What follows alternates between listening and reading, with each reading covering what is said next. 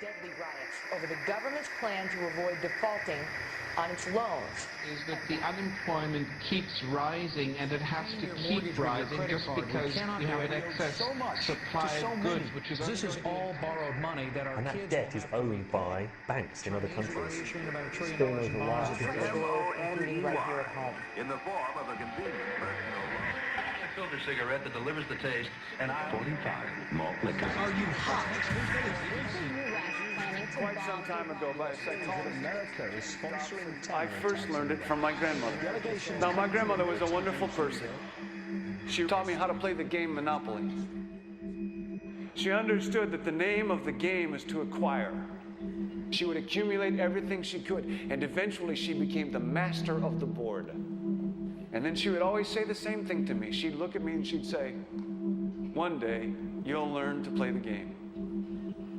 One summer, I played Monopoly almost every day, all day long. And that summer, I learned to play the game. I came to understand the only way to win is to make a total commitment to acquisition. I came to understand that money and possessions, that's the way that you keep score. And by the end of that summer, I was more ruthless than my grandmother. I was ready to bend the rules if I had to win that game.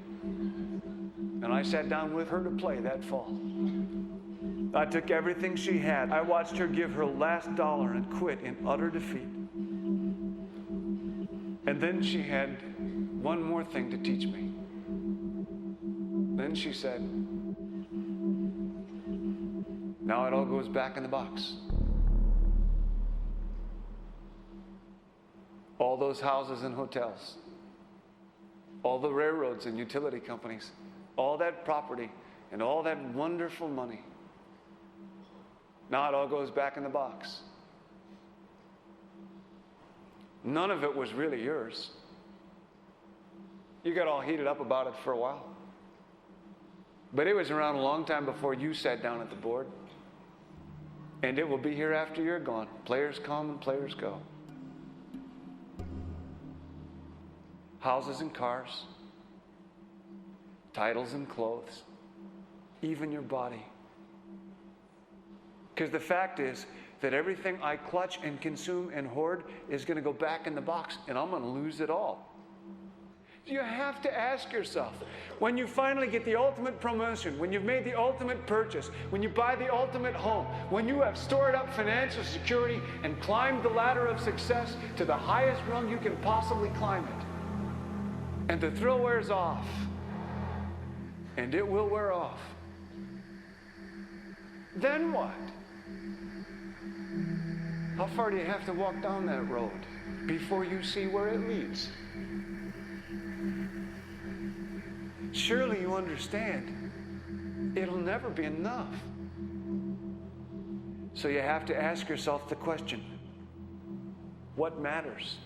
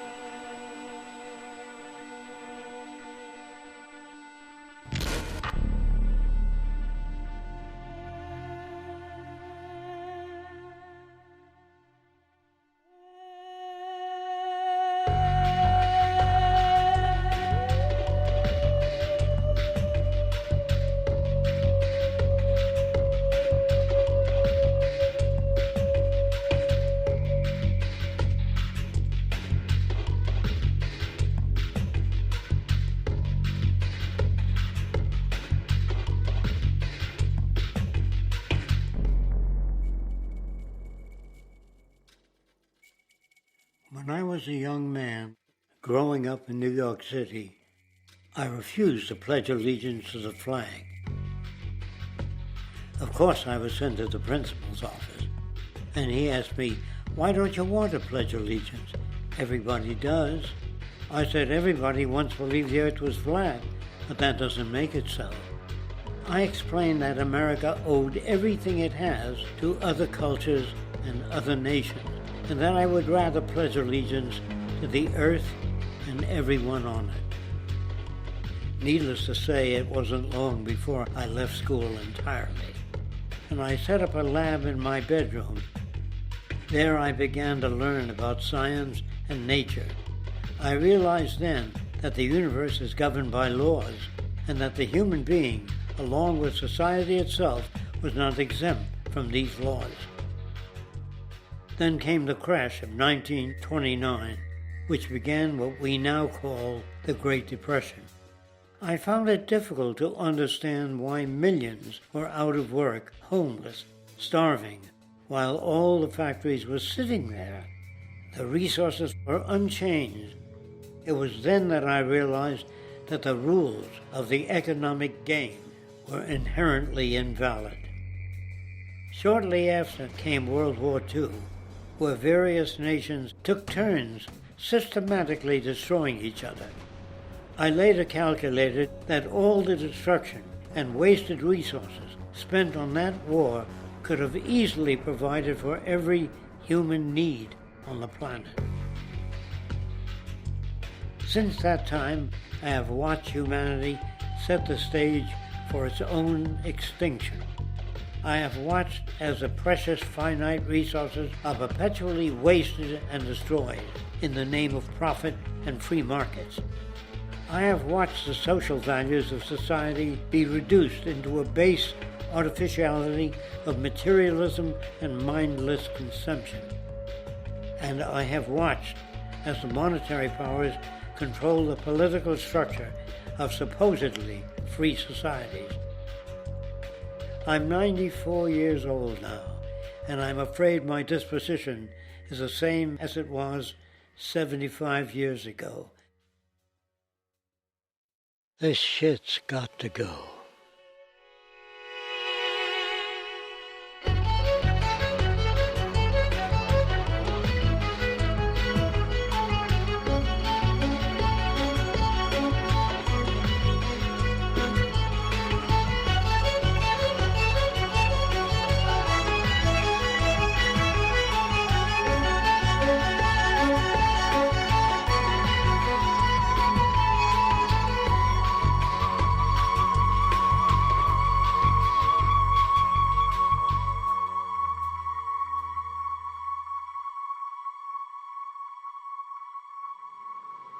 So you're a scientist, and somewhere along the way, hammered into your head is the inevitable nature versus nurture, and that's at least up there with Coke versus Pepsi or Greeks versus Trojans.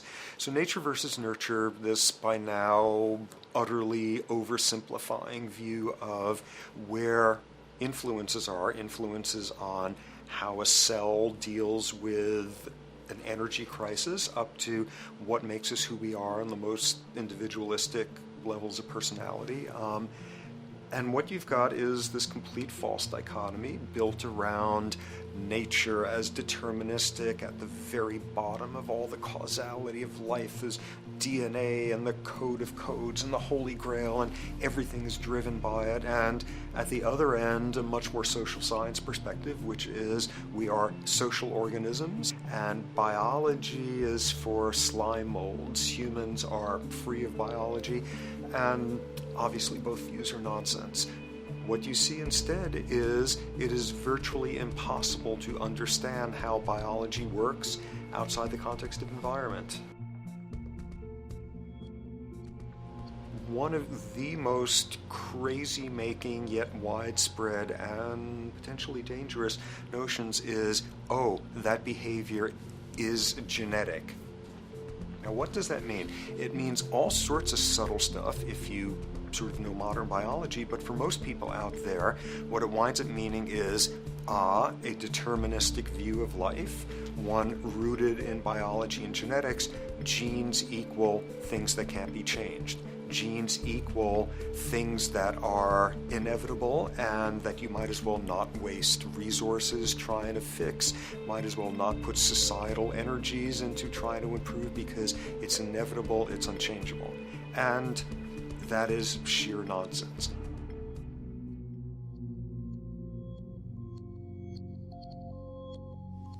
It is widely thought that conditions like ADHD are genetically programmed, conditions like schizophrenia are genetically programmed. The truth is the opposite. Nothing is genetically programmed. They're very rare diseases.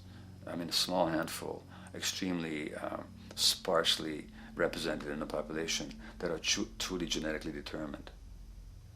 Most complex conditions might have a predisposition that has a genetic component, but a predisposition is not the same as a predetermination. The whole search for the source of diseases in the genome was doomed to failure before anybody even thought of it, because most diseases are not genetically predetermined. Heart disease, cancer, strokes, rheumatoid conditions, autoimmune conditions in general, mental health conditions, addictions, these are none of them genetically determined. Breast cancer, for example, out of 100 women with breast cancer, only 7 will carry the breast cancer genes. 93 do not. And out of 100 women who do have the genes, not all of them will get cancer.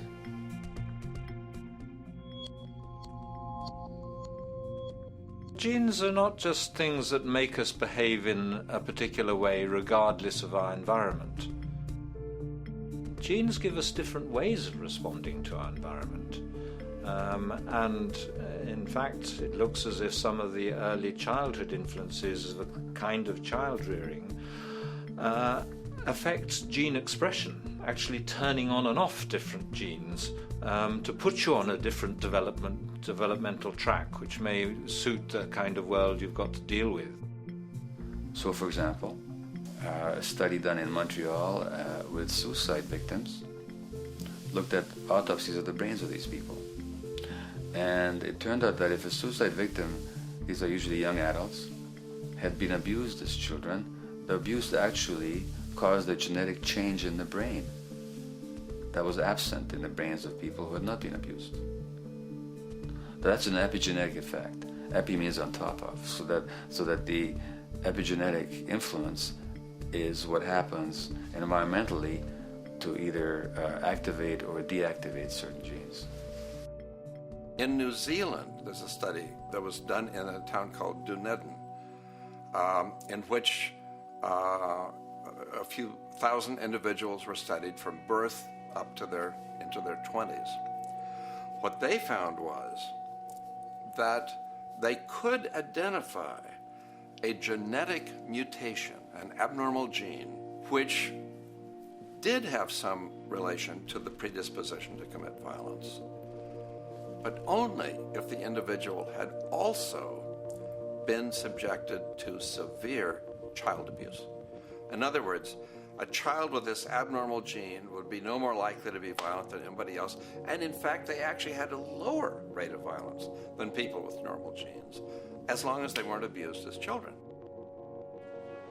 Great additional example of the ways in which genes are not be-all, end-all. Fancy technique where you can take a specific gene out of a mouse, that mouse and its descendants will not have that gene, you have knocked out that gene. So there's this one gene that codes for a protein that has something to do with learning and memory, and this fabulous demonstration, knock out that gene and you have a mouse that doesn't learn as well. Ooh, a genetic basis for intelligence. What was much less appreciated in that landmark study that got picked up by the media left and right is take those genetically impaired mice and raise them in a much more enriched, stimulating environment than your normal mice in a lab cage, and they completely overcame that deficit. So when one says in a contemporary sense that, oh, this behavior is genetic, to the extent that that's even a valid sort of phrase to use, what you're saying is there is a genetic contribution to how this organism responds to environment.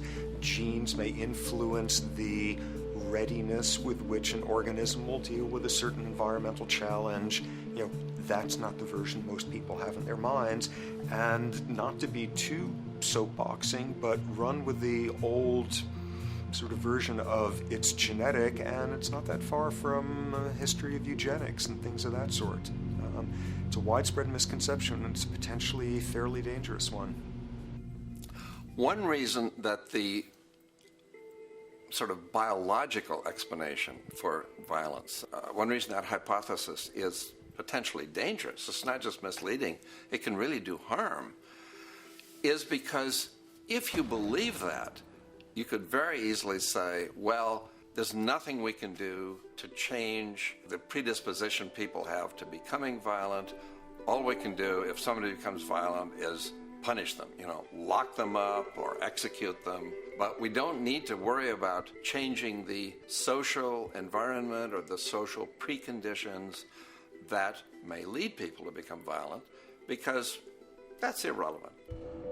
The genetic argument allows us the luxury of ignoring past and present historical and social factors. And in the words of Louis Menand, he wrote in the New Yorker, very astutely, he said, "It's all in the genes, an explanation for the way things are that does not threaten the way things are. Why should someone feel unhappy or engage in antisocial behavior when that person is living in the freest and most prosperous nation on earth? It can't be the system. There must be a flaw in the wiring somewhere," which is a good way of putting it. So the genetic argument is simply a cop-out, which allows us to ignore the social and economic and political factors that in fact underlie many troublesome behaviors.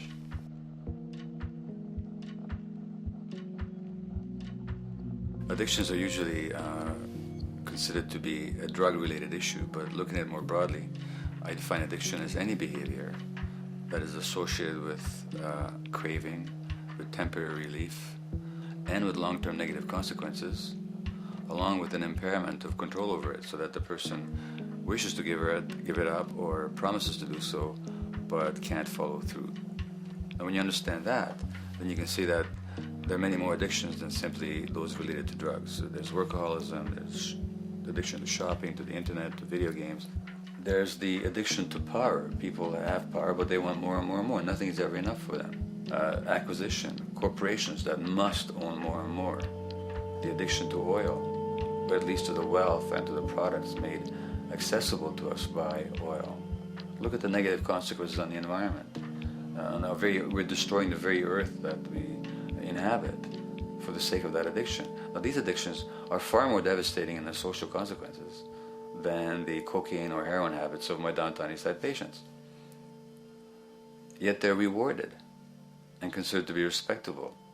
The tobacco company executive that shows a higher profit will get a much bigger reward. He doesn't face any negative consequences legally or otherwise. In fact, he's a respected member of the board of several other corporations. But tobacco smoke-related diseases kill 5.5 million people around the world every year. In the United States, they kill 400,000 people a year. And these people are addicted to what? To profit. To such a degree are they addicted that they're actually in denial about the impact of their activities, which is typical for addicts, is denial. And that's a respectable one. It's respectable to be addicted to profit no matter what the cost. So what is acceptable and what is respectable is a highly arbitrary phenomenon in our society. And it seems like the greater the harm, the more respectable the addiction.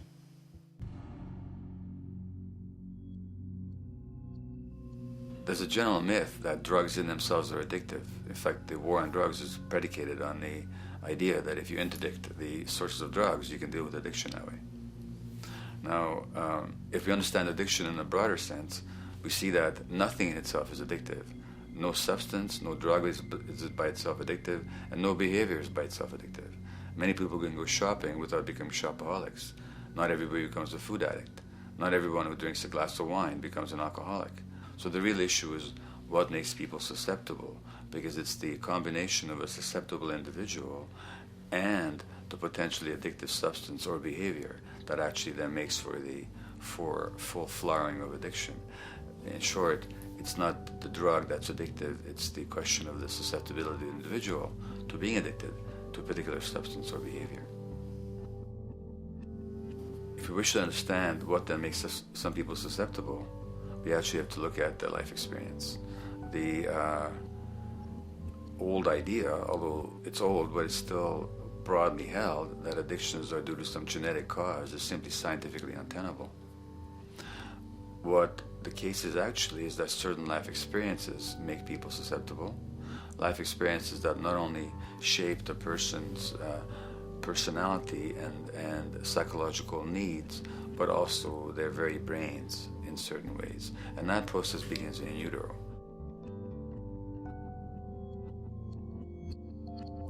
It's been shown, for example, that if you stress mothers during pregnancy, their children are more likely to have traits that predispose them to addictions.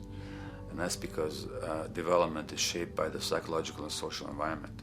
So the biology of human beings is very much affected by and programmed by their life experiences beginning in utero. Environment does not begin at birth. Environment begins as soon as you have an environment. As soon as you are a fetus, you are subject to whatever information is coming through mom's circulations, hormones, levels of nutrients. Great landmark example of this, something called the Dutch hunger winter. 1944, Nazis occupying Holland. For a bunch of reasons, they decide to take all the food and divert it to Germany. For 3 months, everybody there is starving. Tens of thousands of people starve to death. What the Dutch hunger winter effect is, if you were a second or third trimester fetus during the starvation, your body learned something very unique during that time. As it turns out, second, third trimester, something that your body is going about trying to learn about the environment is, well, how menacing of a place is it out there? How plentiful? How much nutrients am I getting by way of mom's circulation? Be a fetus who is starving during that time, and your body programs forever after to be really, really, really stingy with your sugar and fat, and what you do is you store every bit of it. Be a Dutch hunger winter fetus, and half a century later, everything else being equal, you are more likely to have high blood pressure, obesity, or metabolic syndrome. That is environment coming in a very unexpected place. You can stress animals in a laboratory when they're pregnant, and their offspring will be more likely to use cocaine and alcohol as adults. You can stress human mothers. For example, in a British study, women who are abused in pregnancy will have higher levels of the stress hormone cortisol in their placenta at birth, and their children are more likely to have conditions that predispose them to addictions by age 7 or 8. So in utero stress already prepares the ground for all kinds of mental health issues. Israeli study done prior on children born to mothers who were pregnant prior to the onset of the 1967 war. These women, of course, are very stressed, and their offspring have a higher incidence of schizophrenia than the average cohort. So there's plenty of evidence now that prenatal effects have a huge impact on the developing human being.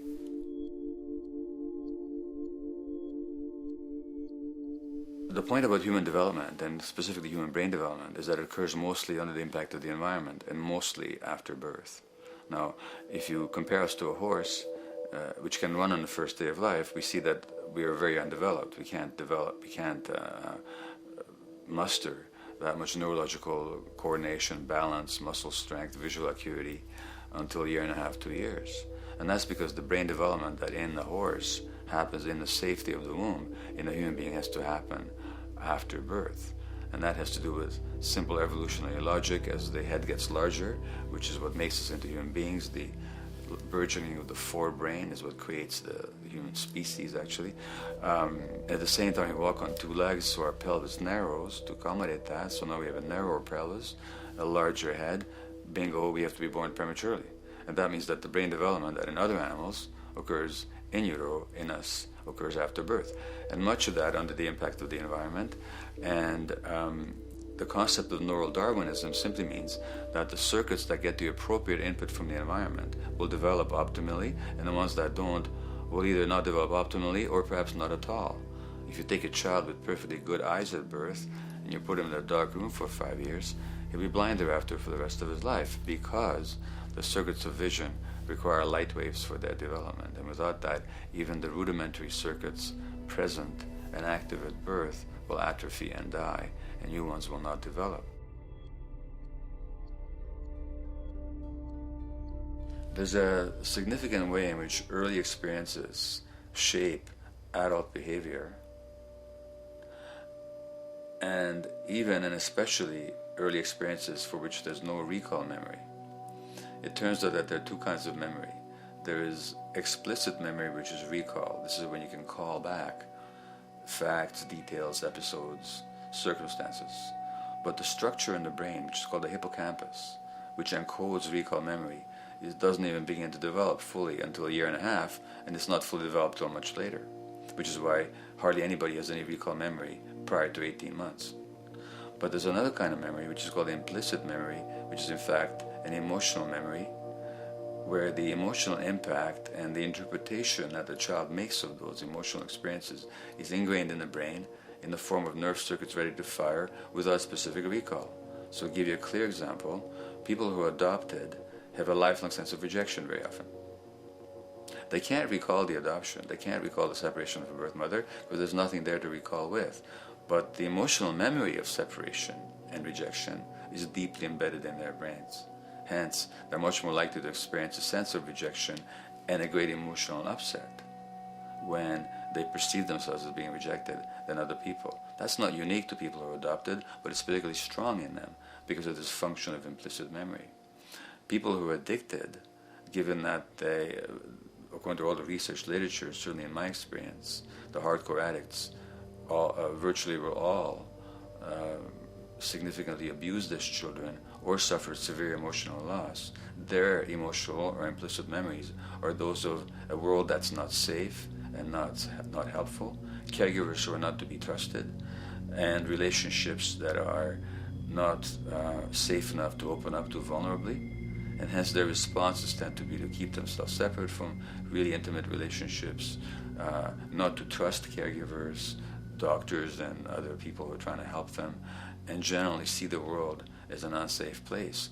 And that's strictly a function of implicit memory, which sometimes has to do with incidents they don't even recall.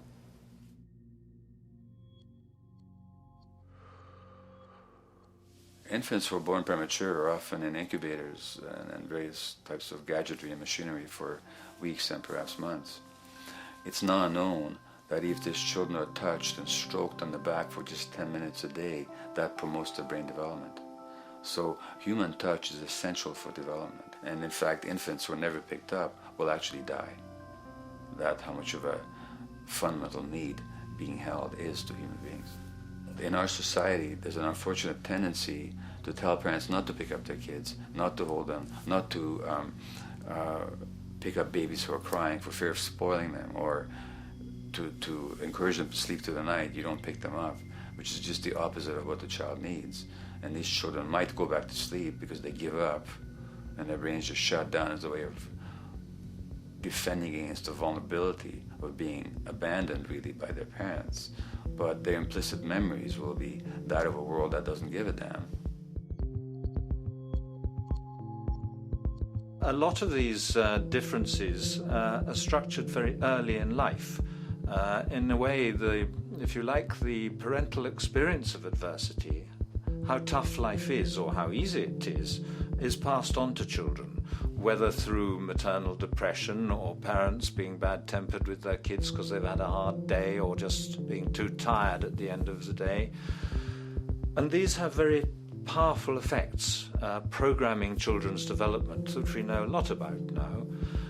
But that early sensitivity isn't just an evolutionary mistake.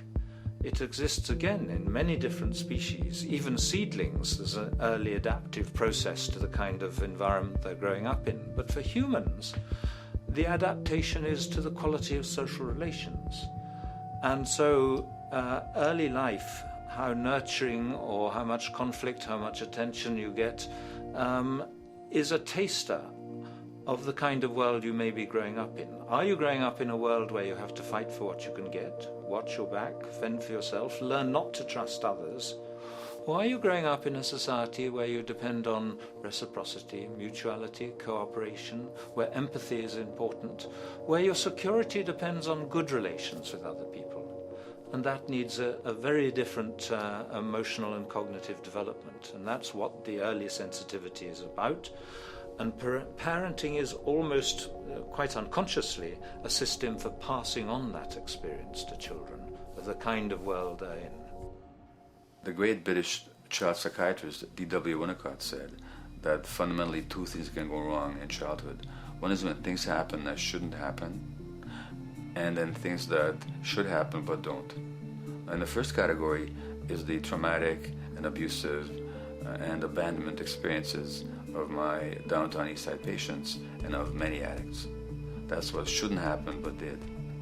But then there is the non-stressed, attuned, non-distracted attention of the parent that every child needs, that very often children don't get. They're not abused, they're not neglected, and they're not traumatized. But what should happen, the presence of the emotionally available, nurturing parent, just is not available to them because of the stresses in our society and the parenting environment. And the psychologist Alan Shore calls that proximal abandonment, when the parent is physically present but emotionally absent. I have spent roughly the last 40 years of my life working with the most violent people our society produces, murderers, rapists, and so on, in an attempt to understand what causes this violence.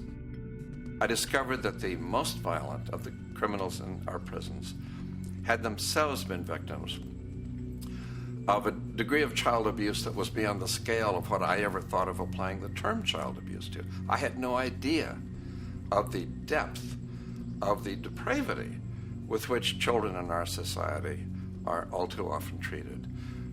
The most violent people I saw were themselves the survivors of their own attempted murder, often at the hands of their parents or other people in their social environment, or were the survivors of family members who'd been killed, their closest family members, by other people. The Buddha argued that everything depends on everything else. He says the one contains the many and the many contains the one. That you can't understand anything in isolation from its environment. The leaf contains the sun, the sky, and the earth, obviously. This has not been shown to be true, of course, all around, and specifically when it comes to human development. The modern scientific term for it is the biopsychosocial nature of human development, which says that the biology of human beings depends very much on their interaction with the social and psychological environment. And specifically, the psychiatrist and researcher Daniel Siegel at the University of California, Los Angeles, UCLA, has coined the phrase interpersonal neurobiology, which means to say that the way that our nervous system functions depends very much on our personal relationships. In the first place with the parenting caregivers, and in the second place with other important attachment figures in our lives, and in the third place with our entire culture. So that you can't separate the neurological functioning of a human being from the environment in which he or she grew up in and continues to exist in. And this is true throughout the life cycle. It's particularly true when you're dependent and helpless and your brain is developing, but it's true even in adults and even at the end of life.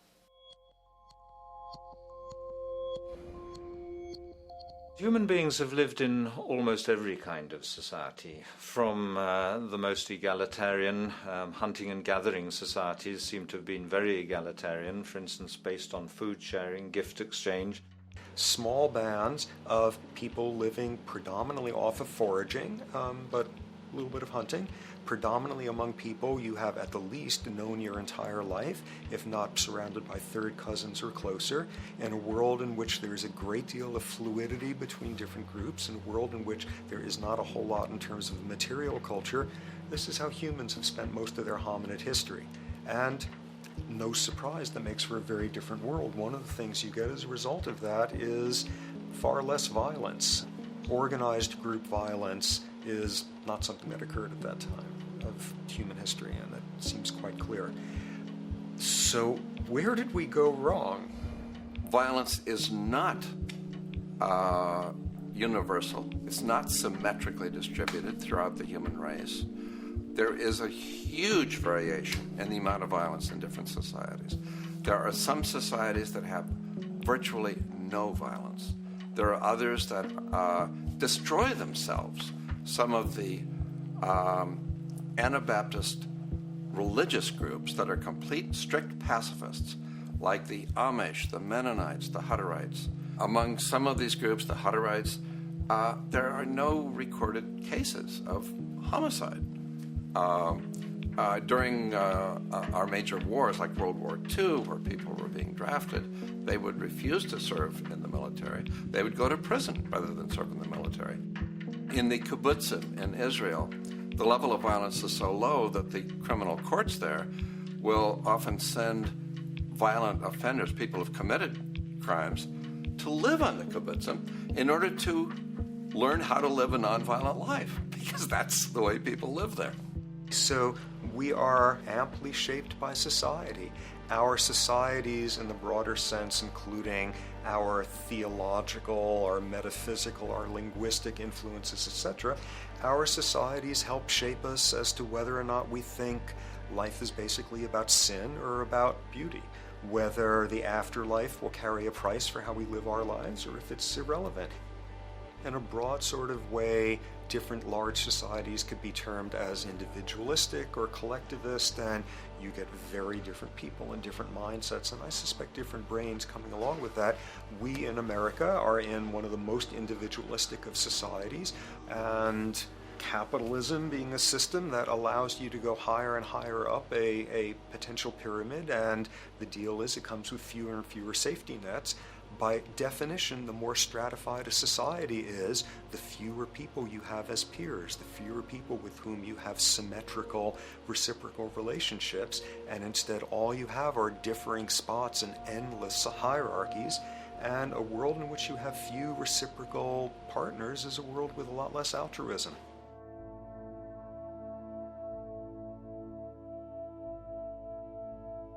Alright, so this brings us to a total impossible juncture, which is to try to make sense in perspective of science as to what the nature is of human nature. You know, on a certain level, the nature of our nature is not to be particularly constrained by our nature. We come up with more social variability than any species out there, more systems of belief, of styles of family structures, of ways of raising children. The capacity for variety that we have is extraordinary. In a society which is predicated on competition and really very often the ruthless exploitation of one human being by another, the profiteering of other people's problems, and very often the creation of problems for the purpose of profiteering, the ruling ideology will very often justify that behavior by appeals to some fundamental and unalterable human nature. So the myth in our society is that people are competitive by nature, and that they're individualistic, and that they're selfish. The real reality is quite the opposite. We have certain human needs. The only way that you can talk about human nature concretely is by recognizing that there's certain human needs. We have a human need for companionship and for close contact, to be loved, to be attached to be accepted, to be seen, to be received for who we are. If those needs are met, we develop into people who are compassionate and cooperative and who have empathy for other people. So the opposite that we often see in our society is in fact the distortion of human nature, precisely because so few people have their needs met. So yes, you can talk about a human nature, but only in the sense of basic human needs that are instinctively evoked, or I should say certain human needs that lead to certain traits if they are met, and a different set of traits if they're denied. So, When we recognize the fact that the human organism, which has a great deal of adaptive flexibility, allowing us to survive in many different conditions, is also rigidly programmed for certain environmental requirements or human needs, a social imperative begins to emerge. Just as our bodies require physical nutrients, the human brain demands positive forms of environmental stimulus at all stages of development, while also needing to be protected from other negative forms of stimulus. And if things that should happen do not, or if things that shouldn't happen do, it is now apparent that the door can be opened for not only a cascade of mental and physical diseases, but many detrimental human behaviors as well. So as we turn our perspective now outward and take account for the state of affairs today, we must ask the question, is the condition we have created in the modern world actually supporting our health? Is the bedrock of our socioeconomic system acting as a positive force for human and social development and progress? Or is the foundational gravitation of our society actually going against the core evolutionary requirements needed to create and maintain our personal and social well-being?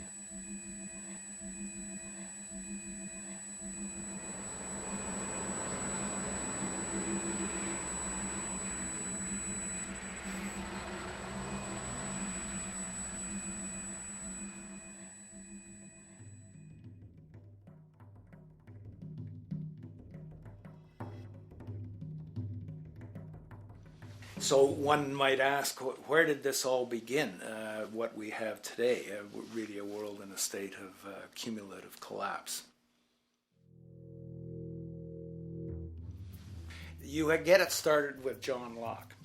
And John Locke introduces property, and he has three provisos for just private right and property. And the three provisos are that there must be enough left over for others, and that you must not let it spoil, and that you, most of all, must mix your labor with it. It seems justified. You mix your labor with the world, then you're entitled to the product, and as long as there's enough left over for others, and as long as it doesn't spoil, you don't allow anything to go to waste, that's okay. Well, he spends a long time of his famous treatise of government, and it's since been the canonical text for economic and political and legal understanding. Is still a classic text of study. Well, what he did is, after he gives the provisos, and you're almost thinking at the time whether you're for private property or not, he's given a very good and plausible and powerful defense of private property here. Well, he drops them. He drops them like that, right in one sentence. He says, well, once the introduction of money came in by men's tacit consent, then it became, and he doesn't say all the provisos are canceled, erased, but that's what happens. So now we have not product and your property earned by your own labor. Oh no, money buys labor now. There's no longer a consideration of whether there's enough left over for others. There's no longer a consideration of whether it spoils, because he says, well, money's like silver and gold can't spoil, therefore monies can't be responsible for waste, which is ridiculous. We're not talking about money and silver, we're talking about what its effects are. It's one non sequitur after another. Just the most startling logical legerdemain that he gets away with here. But it fits the interests of capital owners. Then Adam Smith comes along, and what he adds is the religion to this. Locke started with God made it all this way. This is God's right. And now we get also with Smith coming along and says it's not only God's, I mean, he's not saying this, but this is what's happening philosophically in principle. He's saying it's not only a question of private property, that's all now presupposed, is given. And that there's money investors that buy labor, given. That there's no limit to how much they can buy of other men's labor, how much they can accumulate, how much inequality, that's all given now. And so he comes along, and what his big idea is, and again, it's just introduced in parentheses, en passant. You know, when people put out the goods for sale and others, you know, the supply, and other people buy them with the demand and so forth, how do we have supply equaling demand or demand equaling supply? How can they come into equilibrium? And that is one of the central notions of economics, is how do they come into equilibrium? And he says it's the invisible hand of the market that brings them into equilibrium. So now we have God is actually immanent. He just didn't give the rights to property and how, all its wherewithal and its natural rights of doing all that Locke said. Now we have the system itself as God. In fact, Smith says, when he talks, and you'll never find this quote again, you have to read the whole of the Inquiry into the Wealth of Nations. He says, the scantiness of subsistence sets limits to the reproduction of the poor, and that nature can deal with this in no other way than elimination of their children. So he anticipated evolutionary theory in the worst sense applied. This is well before Darwin. And so he called them the race of laborers. So you can see there was inherent racism built in here. There was an inherent acceptance, life blindness to kill innumerable children. And he thought, well, that's the invisible hand making supply meet demand and demand meet supply. So see how wise God is. So you can see a lot of the really virulent, life-destructive, eco-genocidal things that are going on now have, in a way, a thought gene back in Smith too. When we reflect on the original concept of the so-called free market capitalist system, as initiated by early economic philosophers such as Adam Smith, we see that the original intent of a market was based around real, tangible, life-supporting goods for trade. Adam Smith never fathomed that the most profitable economic sector on the planet would eventually be in the arena of financial trading or so-called investment, where money itself is simply gained by the movement of other money in an arbitrary game which holds zero productive merit to society. Yet, regardless of Smith's intent, the door for such seemingly anomalous advents was left wide open by one fundamental tenet of this theory. Money is treated as a commodity in and of itself. Today, in every economy of the world, regardless of the social system they claim, money is pursued for the sake of money and nothing else. The underlying idea, which was mysteriously qualified by Adam Smith with his religious declaration of the invisible hand, is that the narrow, self-interested pursuit of this fictional commodity will somehow magically manifest human and social well-being and progress. The reality is that the monetary incentive interest, or what some have termed the money sequence of value, has now completely decoupled from the foundational life interest, which could be termed the life sequence of value. What has happened is that there's a complete confusion in economic doctrine between those two sequences. They think that the money sequence of value delivers the life sequence of value, and that's why they say if more goods are sold, if GDPs rise and so forth, therefore there'll be more well-being, enhanced well-being. We take the GDP to be basically our indicator of social health. Well, there you see the confusion. It's talking about money sequences of value, that is all the receipts, all the revenues that are derived from selling goods, and they're confusing that with life reproduction, so that you have built right into this thing from the beginning is a complete conflation of the money and life sequences of value. So we're dealing with a kind of structured delusion that becomes more and more deadly as the money sequence decouples from producing anything at all. So it's a system disorder, and the system disorder seems to be fatal.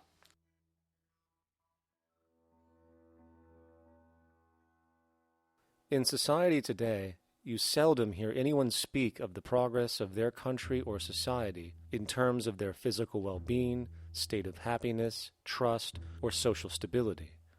Rather, the measures are presented to us through economic abstractions. We have the gross domestic product, the consumer price index, the value of the stock market, rates of inflation, and so on. But does this tell us anything of real value as to the quality of people's lives? No, all these measures have to do with the money sequence itself and nothing more.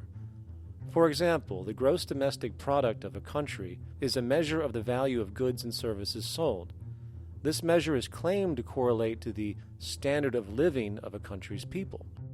In the United States, healthcare accounted for over 17% of GDP in 2009, amounting to over $2.5 trillion spent, hence creating a positive effect on this economic measure. And based on this logic, it would be even better for the U.S. economy if healthcare services increased more so, perhaps to $3 trillion or $5 trillion, since that would create more growth, more jobs, and hence boasted by economists as a rise in their country's standard of living. But wait a minute, what do healthcare services actually represent? Well, sick and dying people. That's right, the more unhealthy people there are in America, the better the economy. Now, that is not an exaggeration or a cynical perspective. In fact, if we step back far enough, you will realize that the GDP not only doesn't reflect real public or social health on any tangible level, it is, in fact, mostly a measure of industrial inefficiency and social degradation. And the more you see it rise, the worse things are becoming with respect to personal, social, and environmental integrity. You have to create problems to create profit.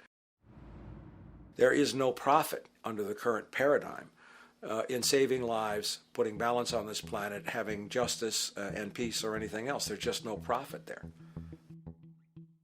There's an old saying, pass a law, create a business, whether you're creating a business for a lawyer or whatever. So, crime does create business, just like destruction creates business in Haiti. We have now roughly 2 million people incarcerated in this country, and of those, many of them are in prisons run by private corporations, Corrections Corporation of America, Wackenhut, who trade their stock on Wall Street based upon how many people are in jail. Now that's sickness, but that is a reflection of what this economic paradigm calls for. So what exactly does this economic paradigm call for? What is it that keeps our economic system going? Consumption. Or more accurately, cyclical consumption. When we break down the foundation of classic market economics, we are left with a pattern of monetary exchange that simply cannot be allowed to stop or even substantially slowed, if the society as we know it is to remain operational. There are three main actors on the economic stage: the employee, the employer, and the consumer. The employee sells labor to the employer for income. The employer sells its production services and hence goods to the consumer for income. And the consumer, of course, is simply another role of the employer and employee, spending back into the system to enable the cyclical consumption to continue. In other words, the global market system is based on the assumption that there will always be enough product demand in society to move enough money around at a rate which can keep the consumption process going. And the faster the rate of consumption, the more so-called economic growth is assumed, and so the machine goes. But hold on, I thought an economy was meant to, economize? Doesn't the very term have to do with preservation and efficiency and a reduction of waste? So how does our system, which demands consumption and the more the better, efficiently preserve or economize at all? Well, it doesn't. The intent of the market system is, in fact, the exact opposite of what a real economy is supposed to do, which is efficiently and conservatively orient the materials for production and distribution of life-supporting goods. We live on a finite planet with finite resources, where, for example, the oil we utilize took millions of years to develop, where the minerals we use took billions of years to develop. So, having a system that deliberately promotes the acceleration of consumption for the sake of so-called economic growth is pure ecocidal insanity. Absence of waste, that's what efficiency is. Absence of waste. This system is more wasteful than all the other existing systems in the history of the planet. Every level of life organization and life system is in a state of crisis and challenge and decay or collapse. No peer-reviewed journal in the last 30 years will tell you anything different. That is that every life system is in decline, as well as social programs, as well as our water access. Try to name any means of life that isn't threatened and in danger. You can't. There really isn't one, and that's very, very despairing. But we haven't even figured out the causal mechanism. We don't want to face the causal mechanism. We just want to go on, that's what insanity is, where you keep doing the same thing over and over again, though it clearly doesn't work. So you're really dealing with not an economic system, but I would go so far as to say an anti-economic system. There's an old saying that the competitive market model seeks to create the best possible goods at the lowest possible prices. This statement is essentially the incentive concept, which justifies market competition based on the assumption that the result is the production of higher quality goods. If I was going to build myself a table from scratch, I would naturally build it out of the best, most durable materials possible, right? With the intent for it to last as long as possible. Why would I want to make something poor, knowing I would have to eventually do it again and expend more materials and more energy?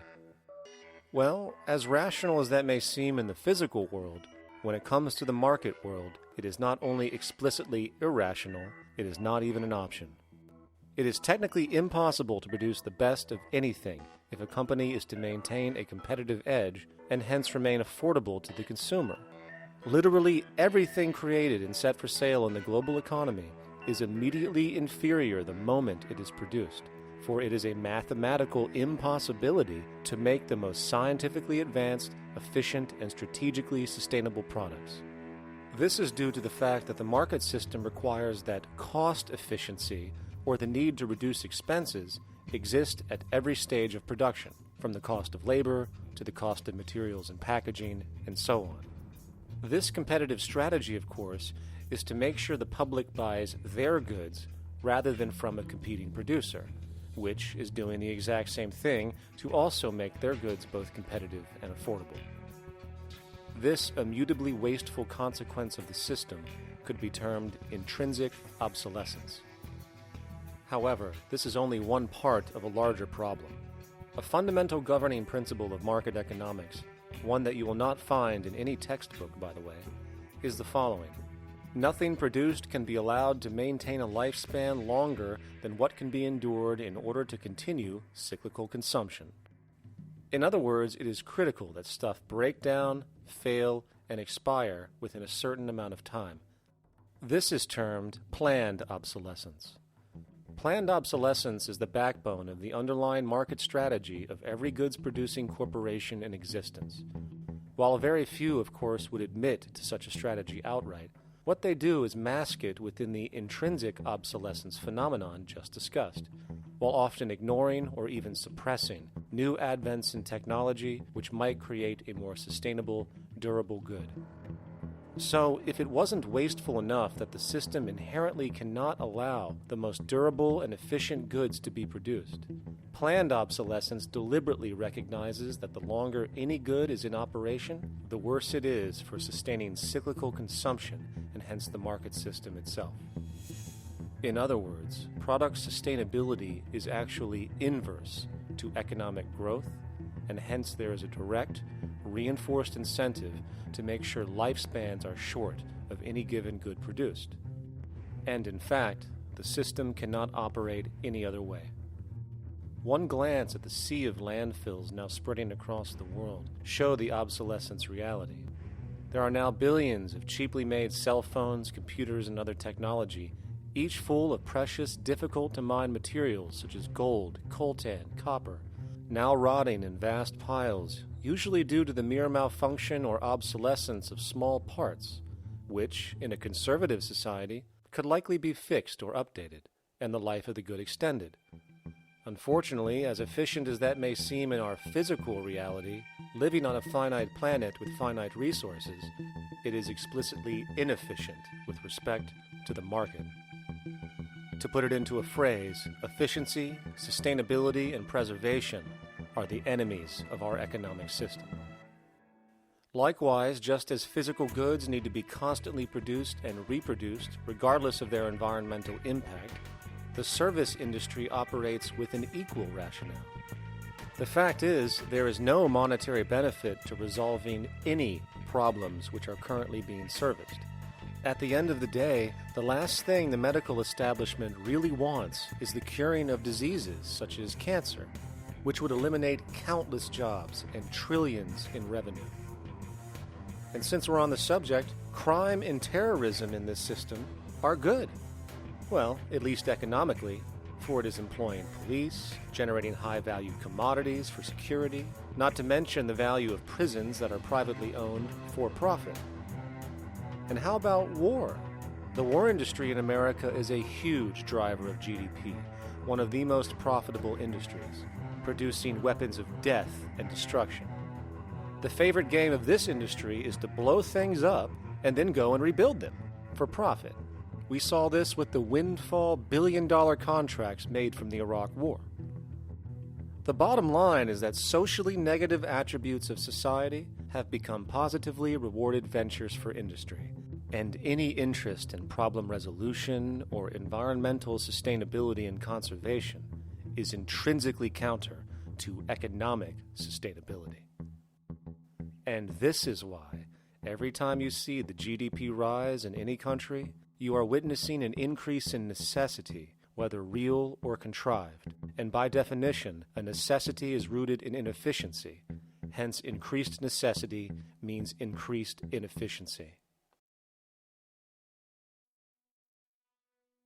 The American dream is based on rampant consumerism. It is based upon the fact that mainstream media, and especially commercial advertising, all corporations who need this infinite growth have convinced us or brainwashed most people in America, and hence the world, that we have to have X number of material possessions and the possibility of gaining infinitely more material possessions in order to be happy. That's just not true. So why do people continue to buy in this way, which is ultimately eco-genocidal in its systemic effects cumulatively? And it just is classical operant conditioning. You simply put inputs of conditioning into the organism, and you have outputs of desired behaviors or goals or objectives. And it has all the resources of technology. And they boast about how they get into the minds of infants. What they hear is already making them conditioned to the brand. Then you see, well, that's how people have been such fools. In a way, they've been taught to be fools. It's a value system disorder. You know, if there is any testament to the plasticity of the human mind, if there is any proof to how malleable human thought is and how easily conditioned and guided people can become based on the nature of their environmental stimulus and what it reinforces, the world of commercial advertising is the proof.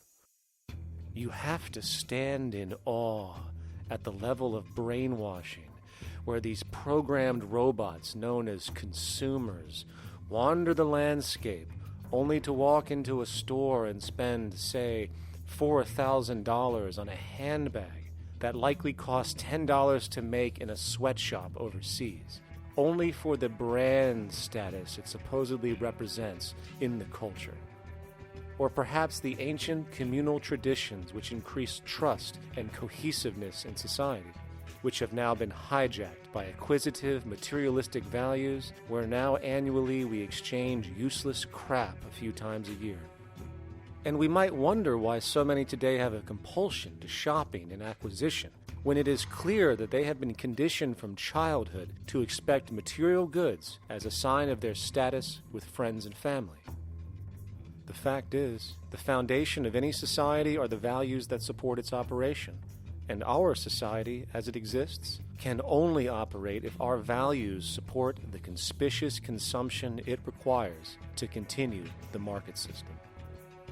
75 years ago, consumption in America and much of the First World was half of what we see today per person. Today's new consumer culture has been manufactured and imposed due to the very real need for higher and higher levels of consumption.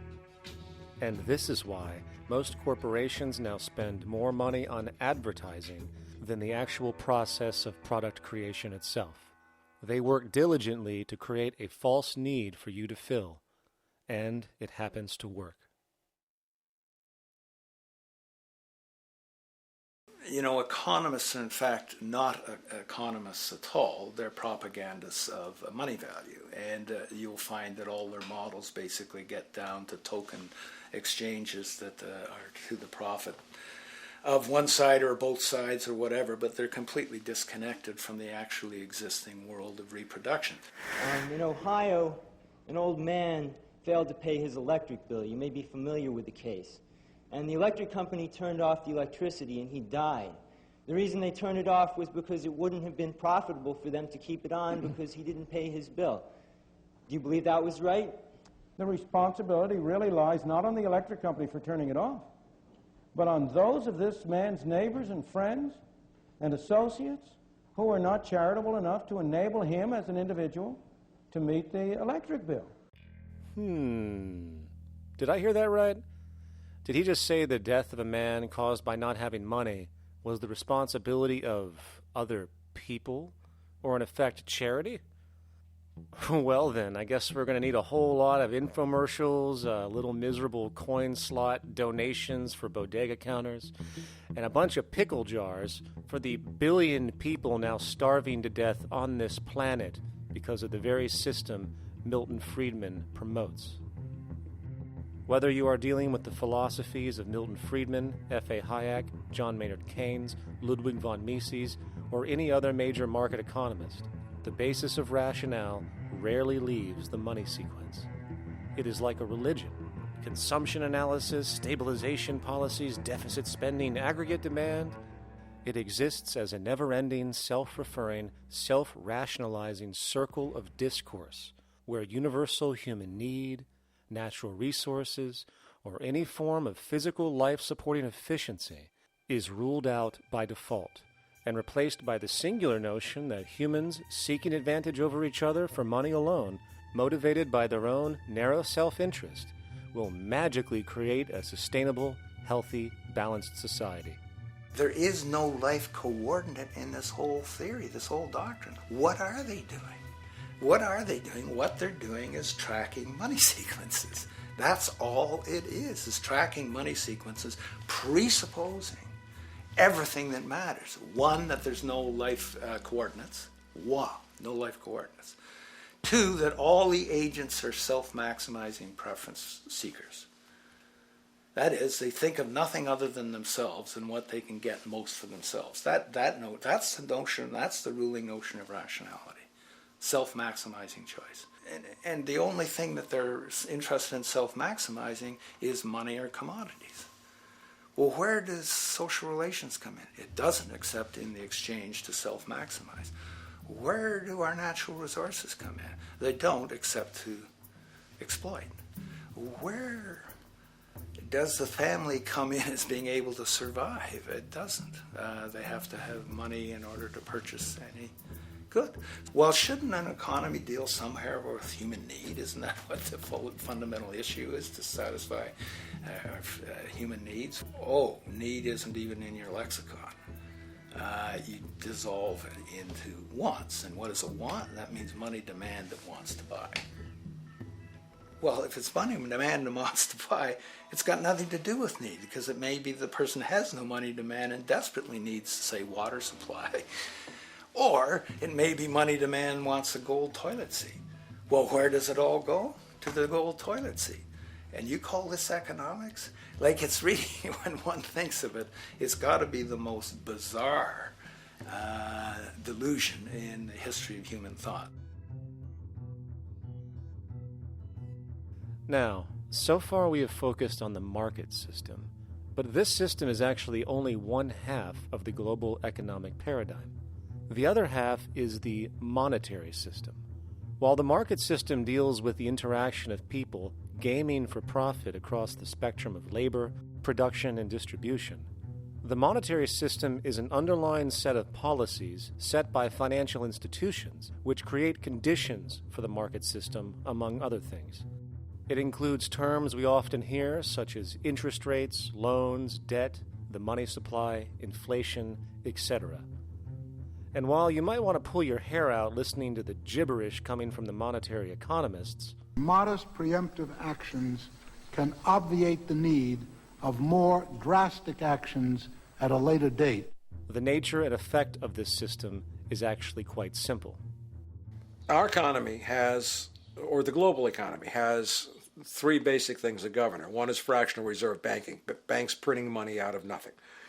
It's also based upon compound interest. When you borrow money, you have to pay back more than you borrowed, which means that you, in effect, create money out of thin air, again, which has to be serviced by creating still more money. We live in an infinite growth paradigm. The economic paradigm we live in now is a Ponzi scheme. Nothing grows forever. It's not possible. As a great psychologist James Hillman wrote, the only thing that grows in a human body after a certain age is cancer. It's not just the amount of money that has to keep growing, it's the amount of consumers. Consumers to borrow money at interest to generate more money, and obviously that's not possible on a finite planet. People are basically vehicles to just create money, which must create more money to keep the whole thing from falling apart, which is what's happening right now. There are really only two things anyone needs to know about the monetary system. 1. All money is created out of debt. Money is monetized debt, whether it materialized from treasury bonds, home loan contracts, or credit cards. In other words, if all outstanding debt was to be repaid right now, there would not be $1 in circulation. And 2, interest is charged on virtually all loans made, and the money needed to pay back this interest does not exist in the money supply outright. Only the principal is created by the loans, and the principal is the money supply. So, if all this debt was to be repaid right now, not only would there not be $1 left in circulation, there would also be a gigantic amount of money owed that is literally impossible to pay back, for it does not exist. The consequence of all of this is that two things are inevitable: inflation and bankruptcy. As far as inflation, this can be seen as an historical trend in virtually every country today, and easily tied to its cause, which is the perpetual increase of the money supply, which is required to cover the interest charges and keep the system going. As far as bankruptcy, it comes in the form of debt collapse. This collapse will inevitably occur with a person, a business, or a country, and typically happens when the interest payments are no longer possible to make. But there is a bright side to all of this. Well, at least in terms of the market system, because debt creates pressure. Debt creates wage slaves. A person in debt is much more likely to take a low wage than a person who isn't, hence becoming a cheap commodity. So it's great for the corporations to have a pool of people that have no financial mobility. But hey, that same train of thought also goes for entire countries. The World Bank and the International Monetary Fund, which mostly serve as proxies for transnational corporate interests, give gigantic loans to troubled countries at very high interest rates, and then, once the countries are deeply in the hole and can't pay, austerity measures are applied, the corporations swoop in, set up sweatshops, and take their natural resources. Now that's market efficiency. But wait, there's more. You see, there's this unique hybrid of the monetary and market system called the stock market, which rather than, actually produce anything real, they just buy and sell money itself. And when it comes to debt, you know what they do? That's right, they trade it. They actually buy and sell debt for profit, from credit default swaps and collateralized debt obligations for consumer debt, to complex derivative schemes used to mask the debt of entire countries, such as the collusion of investment bank Goldman Sachs in Greece, which nearly collapsed the entire European economy. So when it comes to the stock market and Wall Street, we have an entirely new level of insanity born out of the money sequence of value. All you need to know about markets was written in an editorial in the Wall Street Journal a couple years ago. It was called Lessons of the Brain-Damaged Investor. And in this editorial, they explain why people with slight brain damage do better as investors than people with normal brain functionality. Why? Because the slightly brain-damaged person has no empathy. And that's the key. If you don't have any empathy, you do well as an investor. And so Wall Street breeds people who have no empathy to go in there and to make decisions and make trades that they have no compunction about and no thought whatsoever as to what they're doing might affect their fellow human being. So they breed these robots these people who have no souls. And since they don't even want to pay these people anymore, they're now breeding robots, real algorithmic traders. Goldman Sachs in the high-frequency trading scandal. They put a computer next to the exchange, the New York Stock Exchange. This computer, this co-located computer, as they call it, it front-runs all the trades on the exchange, and it hits the exchange with volumes of orders in ways that scout pennies and nickels away from the exchange. It's like they're siphoning money all day long. They went one quarter last year, 30 or 60 straight days without a single down day and made millions of dollars every single day. Is that because, well, that's statistically impossible. When I worked on Wall Street, the way it works is everyone kicks upstairs the bribes. The brokers bribe to the office manager bribes to the regional sales manager bribes to the national sales manager. It's a common understanding. At Christmas, who gets the biggest bonus at Christmas in an average brokerage office? The compliance officer. The compliance officer sits there all day long. He's supposed to be making sure you don't violate any of the margin rules and you're complying with the law. Of course, yeah, to the extent that you can bribe the compliance officer, yeah, that's right, you are complying with the law. So how does fraud has become the system? It's no longer a byproduct. It is the system. You know, it's like that old Woody Allen joke. He says, "Doctor, my brother thinks he's a chicken." And the doctor says, "Take a pill, and that should cure the problem." And he says, "No, doctor, you don't understand. We need the eggs."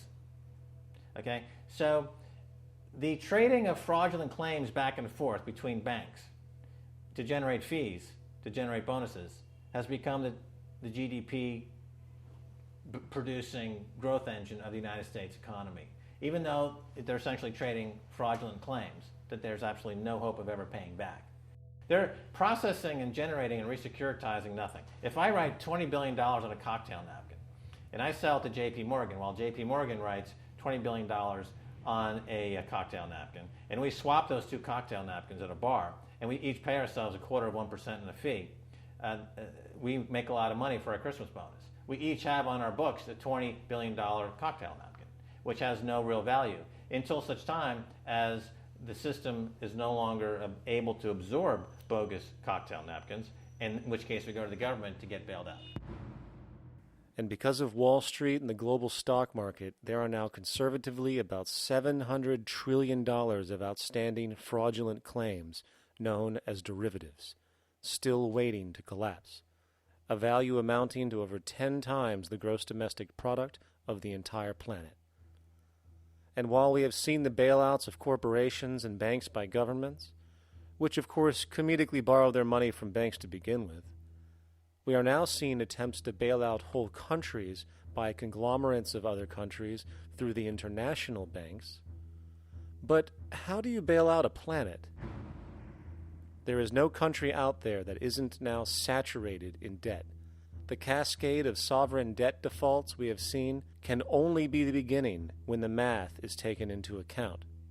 It has been estimated in the United States alone that income tax would need to be raised to 65% per person just to cover the interest in the near future. Economists are now foreshadowing that within a few decades, 60% of the countries on the planet will be bankrupt. But, hold on, let me get this straight.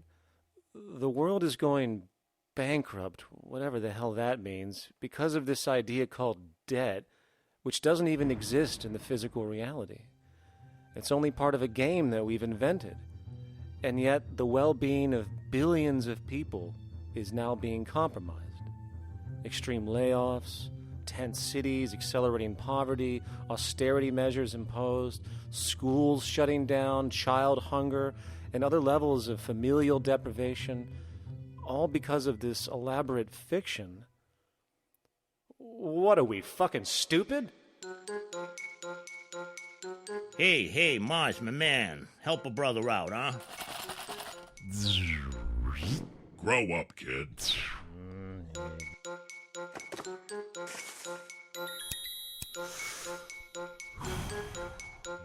Saturn, what's up, man? You remember that smoking nebula I hooked you up with a while back? Listen, Earth, we're getting really tired of you. You've been given everything, and yet you waste it all. You got plenty of resources, and you know it. Why don't you grow up and learn some responsibility, for Christ's sake? You're making your mother miserable.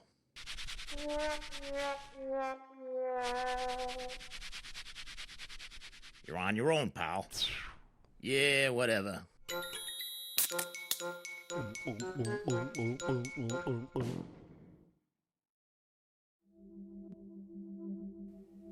Now, all of this considered, from the waste machine known as the market system to the debt machine known as the monetary system, hence creating the monetary market paradigm which defines the global economy today, there is one consequence that runs through the entire machine: inequality.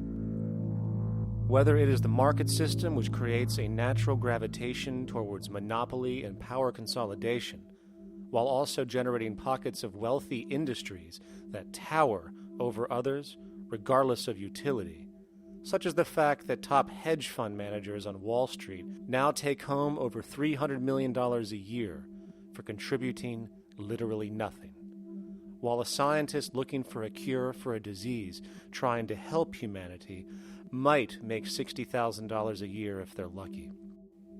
Or whether it is the monetary system, which has class division built right into its structure. For example, if I have $1 million to spare and I put it into a CD at 4% interest, I will make $40,000 a year. No social contribution, no nothing. However, if I'm a lower class person and have to take loans to buy my car or home, I am paying in interest, which, in abstraction, is going to pay that millionaire with the 4% CD. This stealing from the poor to pay the rich is a foundational, built-in aspect of the monetary system, and it could be labeled structural classism. Of course, historically, social stratification has always been deemed unfair, but obviously accepted overall as now 1% of the population owns 40% of the planet's wealth. But, material fairness aside, there is something else going on underneath the surface of inequality, causing an incredible deterioration in public health as a whole. Well, I think people are often puzzled by the contrast between the material success of our societies, unprecedented levels of wealth, and the many social failings. I mean, you know, if you look at the rates of drug abuse or violence or self-harm amongst kids or mental illness, there's clearly something going deeply wrong with our societies. What the data that I've been describing does is simply shows that intuition that people have had for hundreds of years, that inequality is divisive and socially corrosive, that intuition is truer than I think we ever imagined. There are very powerful psychological and social effects of inequality, more to do, I suppose, with feelings of superiority and inferiority, that kind of division, and maybe going with the sort of respect, disrespect, people feeling looked down on at the bottom, which, by the way, is why violence is more common in more unequal societies. It's the trigger to violence is so often people feeling looked down on and disrespected. If there is one principle I can emphasize that is the most important principle underlying the prevention of violence, it would be equality. The single most significant factor that affects the rate of violence is the degree of equality versus the degree of inequality in that society. So what one's looking at is a sort of general social dysfunction. It's not just one or two things that go wrong as inequality increases. It seems to be everything, whether we're talking about crime or health or mental illness or whatever. One of the really disturbing findings out in public health there is never ever make the mistake of being poor or being born poor. Your health pays for it in endless sorts of ways, something known as the health socioeconomic gradient. As you move down from the highest strata in society in terms of socioeconomic status, every step down, health gets worse for umpteen different diseases. Life expectancy gets worse, infant mortality rate, everything you could look at. So a huge issue has been, why is it that this gradient exists? totally simple, obvious answer, which is if you are chronically sick, you're not going to be very productive, so health causes drive socioeconomic differences. Not that in the slightest. On the very simple level that you could look at socioeconomic status of a 10-year-old, and that's going to predict something about their health decades later. So that's the direction of causality. Next one, what's it about? Oh, it's perfectly obvious. Poor people can't afford to go to the doctor. It's healthcare access. It's got nothing to do with that, because you see these same gradients in countries with universal healthcare, socialized medicine. Okay, next simple explanation. Oh, on the average, the poorer you are, the more likely you are to smoke, to drink, to all sorts of lifestyle risk factor stuff. Yeah, those contribute, but careful studies have shown that explains maybe about a third of the variability. So what's left? And what's left is having a ton to do with the stress of poverty. So the poorer you are, starting off being, the person who's $1 income behind Bill Gates, the poorer you are in this country, on the average, the worse your health is. This tells us something really important. The health connection with poverty, it's not about being poor, it's about feeling poor. Increasingly, we recognize that chronic stress is an important influence on health, but the most important sources of stress are the quality of social relations. And if there is anything that lowers the quality of social relations, it is the socioeconomic stratification of society. What science has now shown is that regardless of material wealth, the stress of simply living in a stratified society leads to a vast spectrum of public health problems. And the greater the inequality, the worse they become. Life expectancy, longer in more equal countries. Drug abuse, less in more equal countries. Mental illness, less in more equal countries. Social capital, meaning the ability of people to trust each other, naturally greater in more equal countries. Educational scores, higher in more equal countries. Homicide rates, less in more equal countries. Crime and rates of imprisonment, less in more equal countries. It goes on and on. Infant mortality, obesity, teen birth rate, less in more equal countries. And perhaps most interesting, innovation, greater in more equal countries, which challenges the age-old notion that a competitive, stratified society is somehow more creative and inventive. Moreover, a study done in the UK called the Whitehall Study confirmed that there is a social distribution of disease as you go from the top of the socioeconomic ladder to the bottom. For example, it was found that the lowest rungs of the hierarchy had a 4-fold increase of heart disease-based mortality compared to the highest rungs. And this pattern exists irrespective of access to health care. Hence, the worse a person's relative financial status, the worse their health is going to be on average. This phenomenon is rooted in what could be termed psychosocial stress, and it is at the foundation of the greatest social distortions plaguing our society today. Its cause? The monetary market system. Make no mistake, the greatest destroyer of ecology, the greatest source of waste and depletion and pollution, the greatest purveyor of violence, war, crime, poverty, animal abuse, and inhumanity, the greatest generator of social and personal neuroses, mental disorders, depression, anxiety, not to mention the greatest source of social paralysis, stopping us from moving into new methodologies for personal health, global sustainability, and progress on this planet, is not some corrupt government or legislation, not some rogue corporation or banking cartel, not some flaw of human nature, and not some secret hidden cabal that controls the world. It is, in fact, the socio-economic system itself at its very foundation.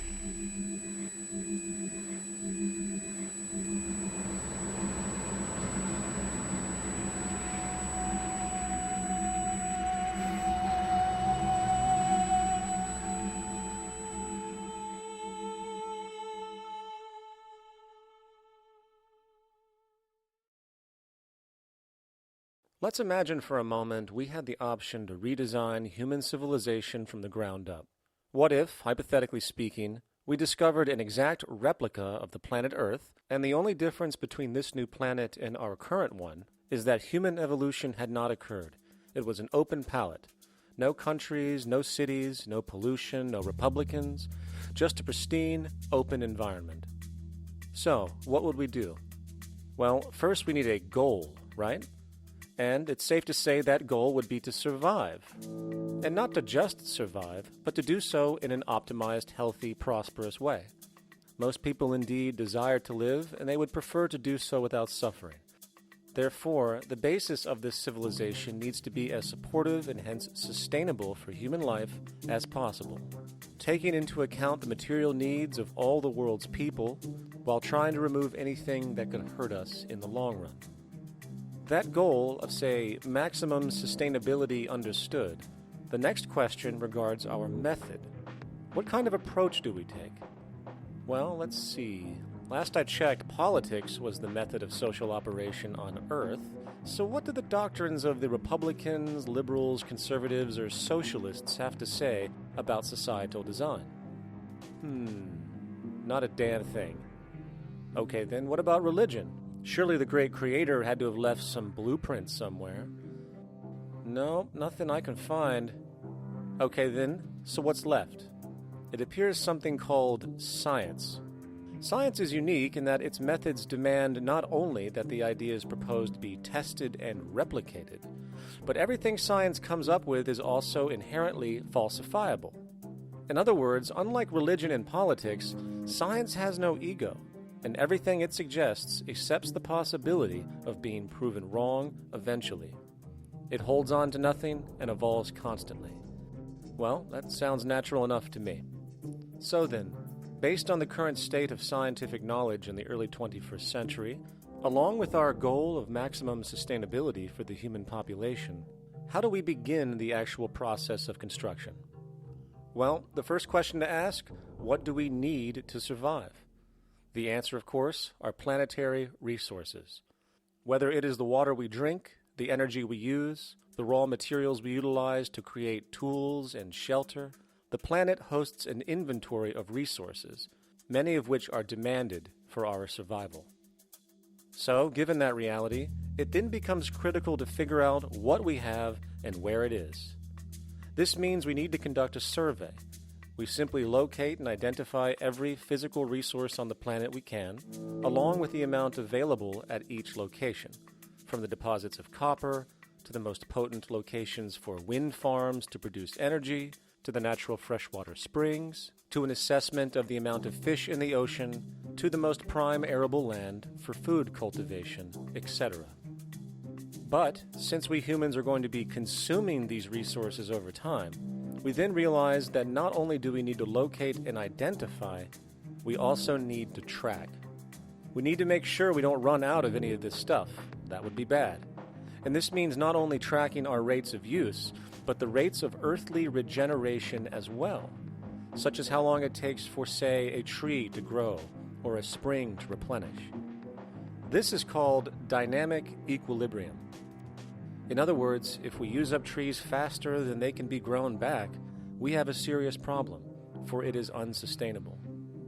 So then, how do we track this inventory, especially when we recognize that all of this stuff is scattered everywhere? We have large mineral mines in what we call Africa, energy concentrations in the Middle East, huge tidal power possibilities on the Atlantic coast of North America, the largest supply of fresh water in Brazil, etc. Well, once again, good old science has a suggestion. It's called systems theory. Systems theory recognizes that the fabric of the natural world, from human biology to the earthly biosphere to the gravitational pull of the solar system itself, is one huge synergistically connected system, fully interlinked.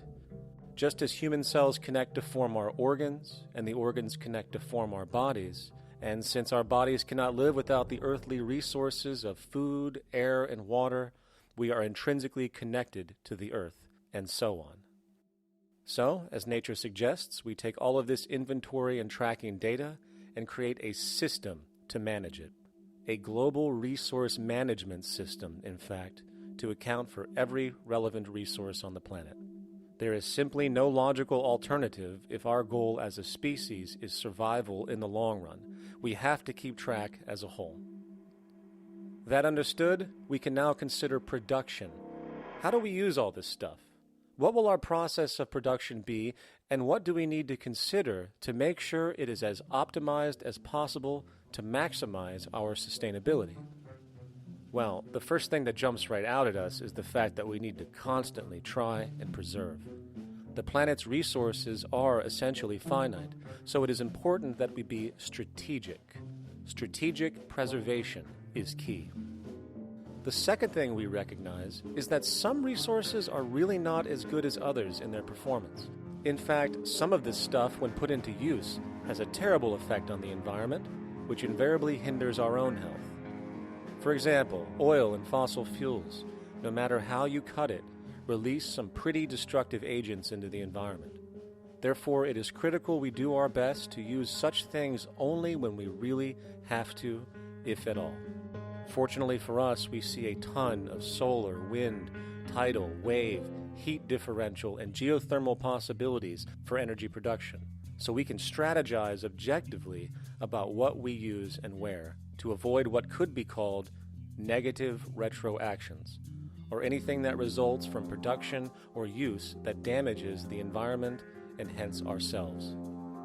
We will call this strategic safety to couple in with our strategic preservation. But production strategies do not stop there. We are going to need an efficiency strategy for the actual mechanics of production itself.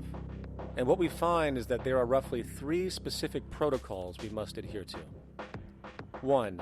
Every good we produce must be designed to last as long as possible. Naturally, the more things break down, the more resources we are going to need to replace them, and the more waste produced. 2. When things do break down or are no longer usable for whatever reason, it is critical that we harvest or recycle as much as we possibly can. So the production design must take this into account directly at the very earliest stages. 3. Quickly evolving technologies, such as electronics, which are subject to the fastest rates of technological obsolescence, would need to be designed to foreshadow and accommodate physical updates. The last thing we want to do is throw away an entire computer system just because it has only one broken part or is outdated.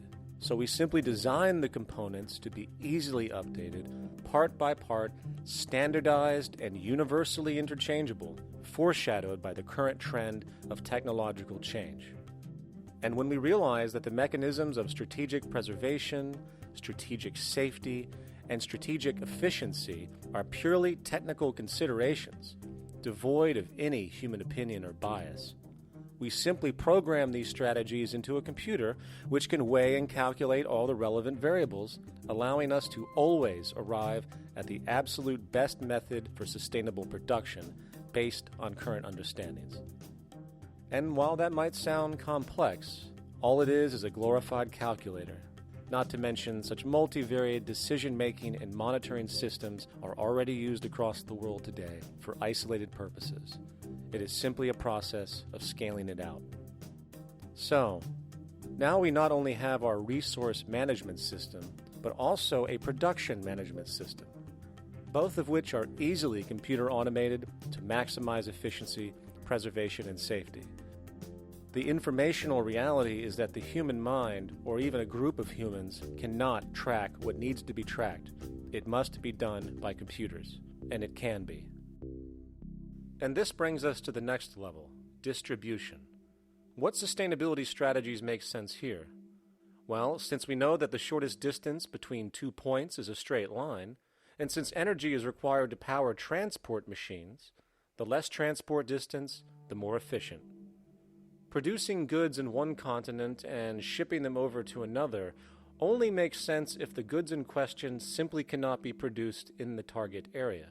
Otherwise, it is nothing but wasteful. We must localize production so distribution is simple, fast, and requires the least amount of energy. We'll call this the proximity strategy. which simply means we reduce the travel of goods as much as possible, whether raw materials or finished consumer products. Of course, it might also be important to know what goods we are transporting and why, and this falls under the category of demand. And demand is simply what people need to be healthy and to have a high quality of life.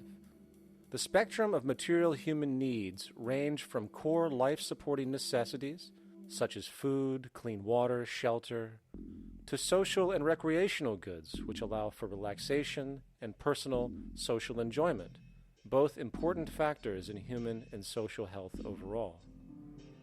So, very simply, we take another survey.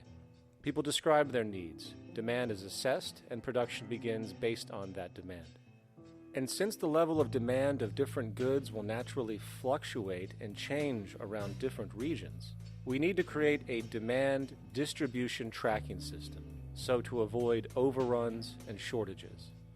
Of course, this idea is old news. It is used in every major store chain today to make sure they keep up with their inventory. Only this time we are tracking on a global scale. But, wait a minute, we really can't fully understand demand if we don't account for the actual usage of the good itself.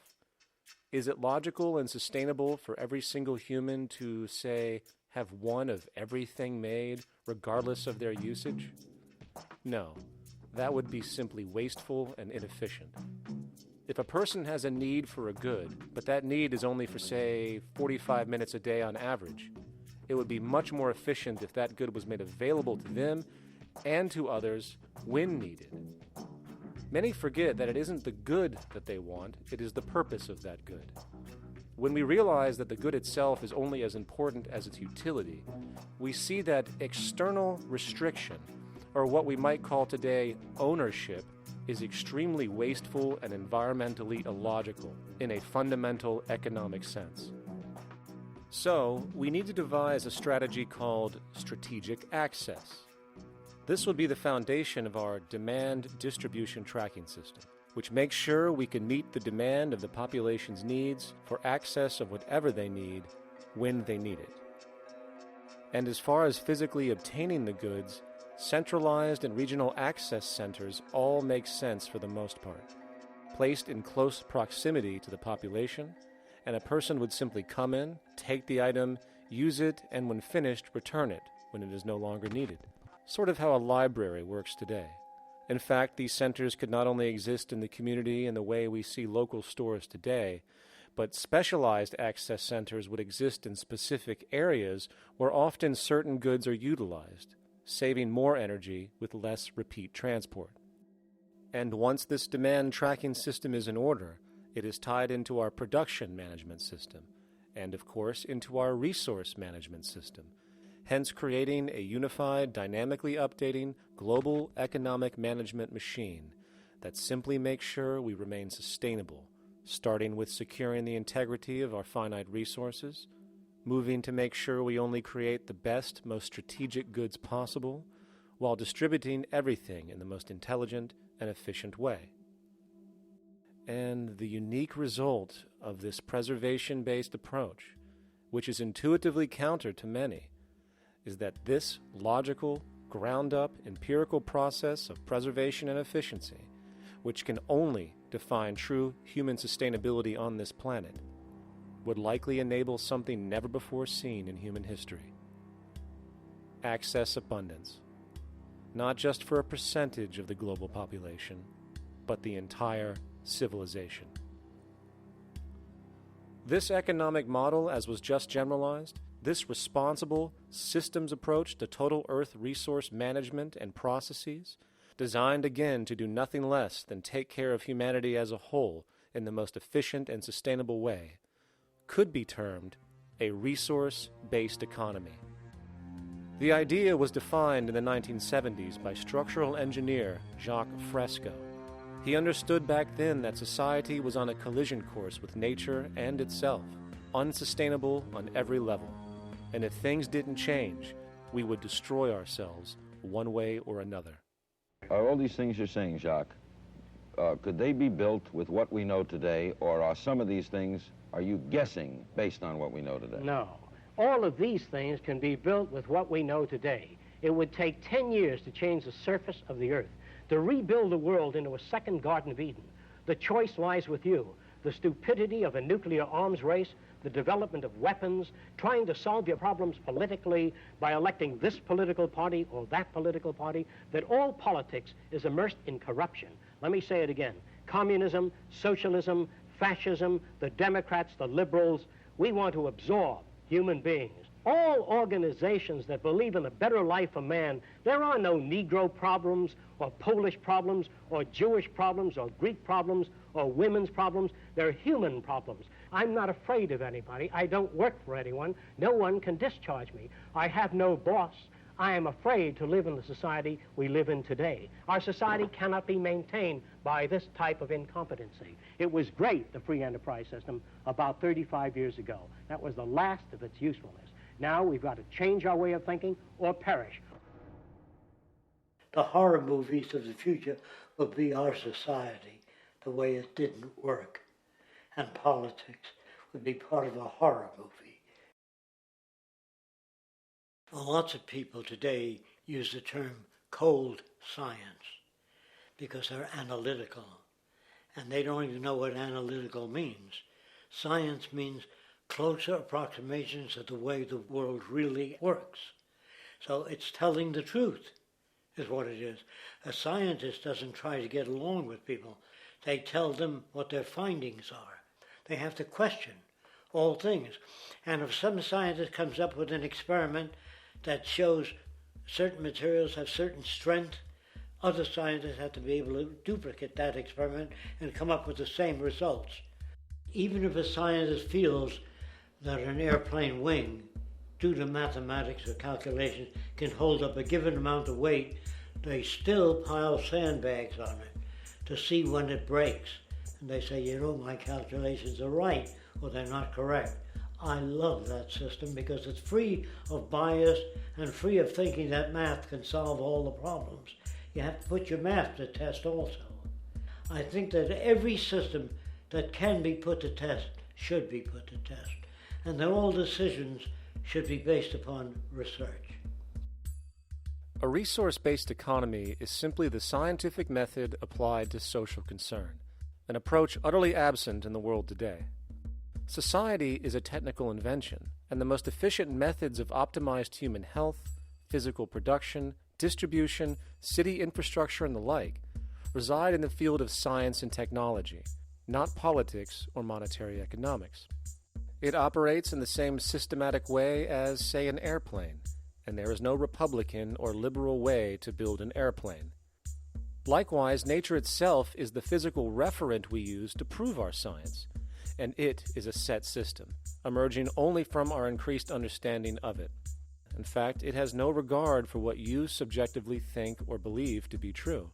Rather, it gives you an option.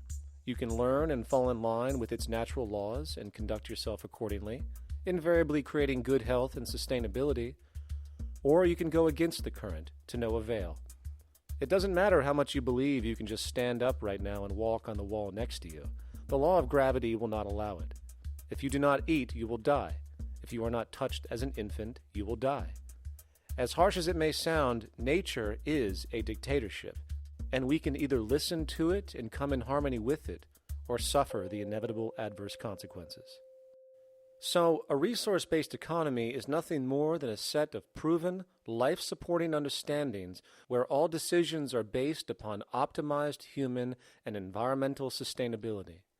It takes into account the empirical life ground, which every human being shares as a need, regardless, again, of their political or religious philosophy. There is no cultural relativism to this approach. It isn't a matter of opinion. Human needs are human needs, and having access to the necessities of life, such as clean air, nutritious food, and clean water, along with a positively reinforcing, stable, nurturing, and non-violent environment, is demanded for our mental and physical health, our evolutionary fitness, and hence the species' survival itself. A resource-based economy would be based upon available resources. You can't just bring a lot of people to an island or build a city of 50,000 people without having access to the necessities of life. So when I use the term a comprehensive systems approach, I'm talking about doing an inventory of the area first and determining what that area can supply, not just architectural approach, not just design approach, but design must be based on all of the requirements to enhance human life. And that's what I mean by an integrated way of thinking. Food, clothing, shelter, warmth, love, all those things are necessary. If you deprive people of any of them, you have a lesser human being, less capable of functioning. As previously outlined, a resource-based economy's ground-up, global, systems approach to extraction, production, and distribution is based upon a set of true economic mechanisms, or strategies, which guarantee efficiency and sustainability in every area of the economy. So, continuing this train of thought regarding logical design, what is next in our equation? Where does all this materialize? Cities. The advent of the city is a defining feature of modern civilization. Its role is to enable efficient access to the necessities of life, along with increased social support and community interaction. So how would we go about designing an ideal city? What shape should we make it? Square? Trapezoid? Well, given we're going to be moving around the thing, we might as well make it as equidistant as possible for ease, hence the circle. What should the city contain? Well, naturally we need a residential area, a goods production area, a power generation area, an agricultural area. But we also need nurturing as human beings, hence culture, nature, recreation, and education. So let's include a nice open park, an entertainment events area for cultural purposes and socializing, and educational and research facilities.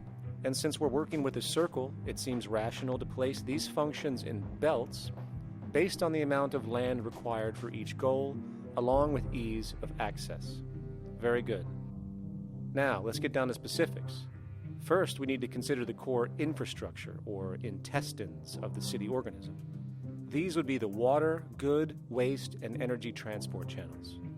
Just as we have water and sewage systems under our cities today, we would extend this channeling concept to integrate waste recycling and delivery itself. No more mailmen or garbage men.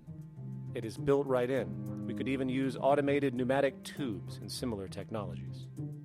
Same goes for transport. It needs to be integrated and strategically designed to reduce or even remove the need for wasteful, independent automobiles. Electric trams, conveyors, transveyors, and maglevs, which can take you virtually anywhere in the city, even up and down, along with connecting you to other cities as well. And of course, in the event an automobile is required, it is automated by satellite for safety and integrity. In fact, this automation technology is in working order right now.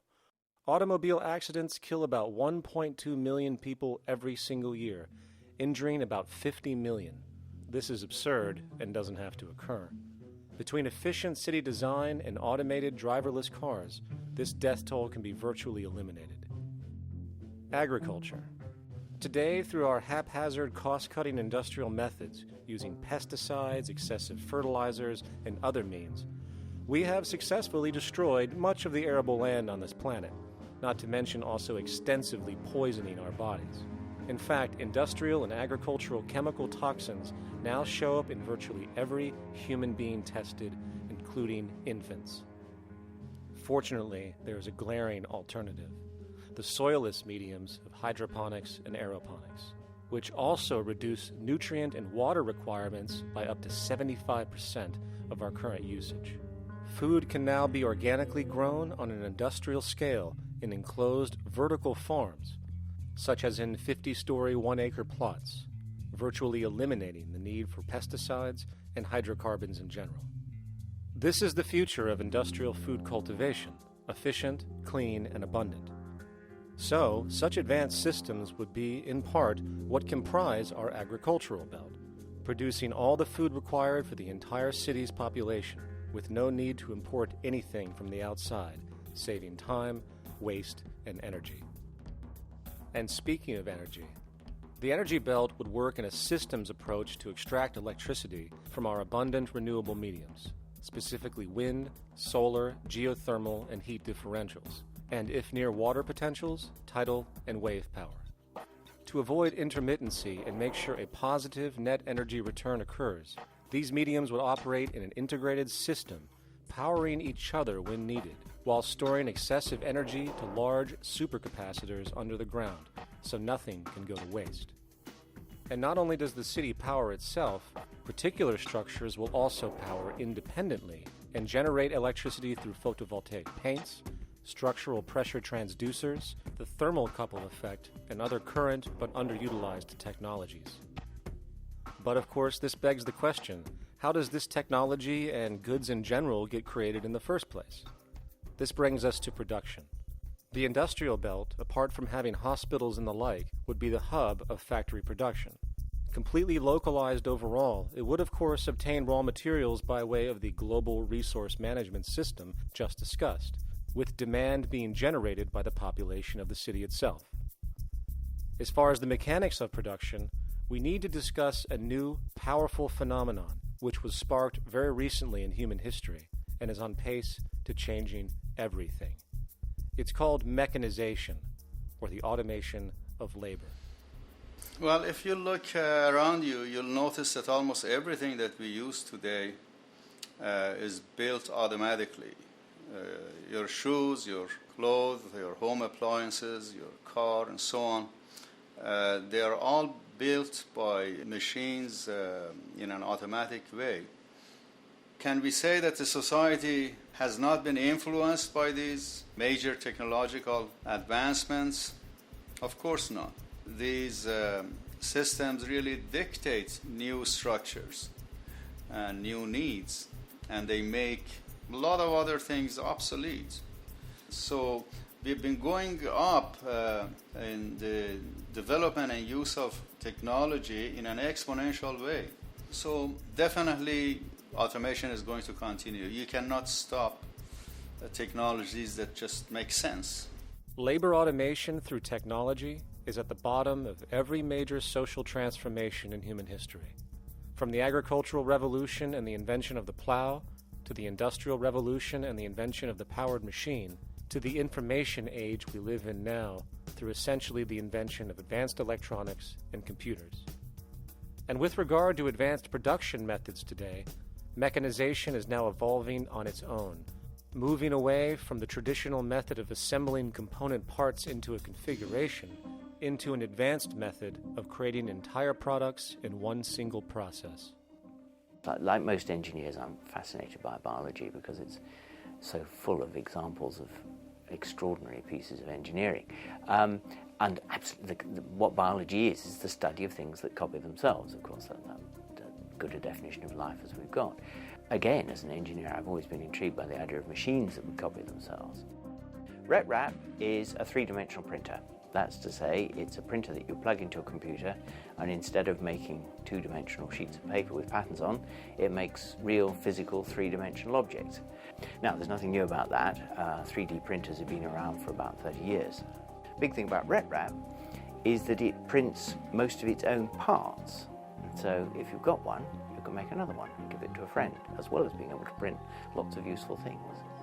From the simple printing of basic household goods in your home to the printing of an entire automobile body in one swoop, advanced automated 3D printing now has the potential to transform virtually every field of production, including home construction.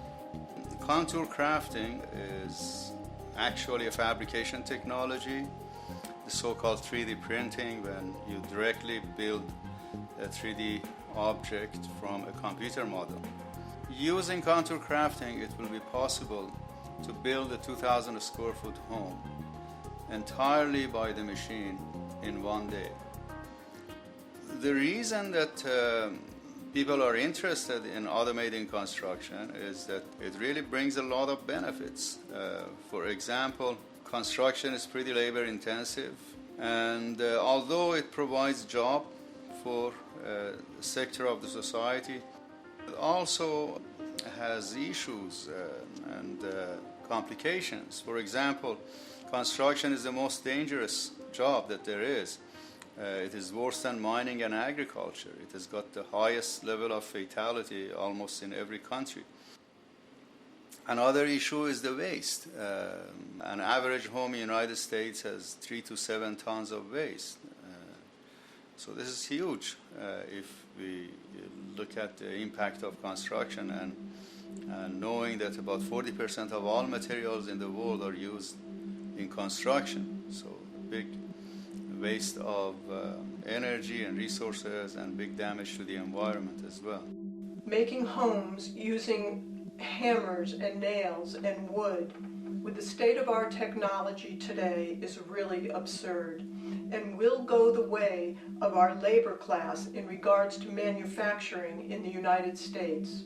Recently, there was a study by economist David Autor of MIT that states that our middle class is obsolete and being replaced by automation. Quite simply, mechanization is more productive, efficient, and sustainable than human labor in virtually every sector of the economy today.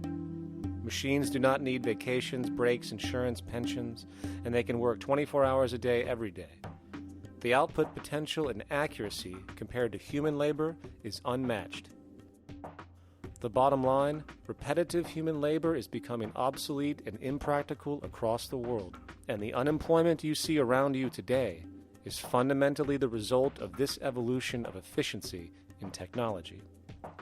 For years, market economists have dismissed this growing pattern, which could be called technological unemployment, because of the fact that new sectors always seem to emerge to reabsorb the displaced workers.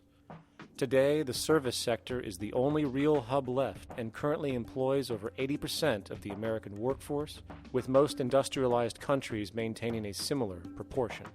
However, this sector is now being challenged increasingly by automated kiosks, automated restaurants, and even automated stores.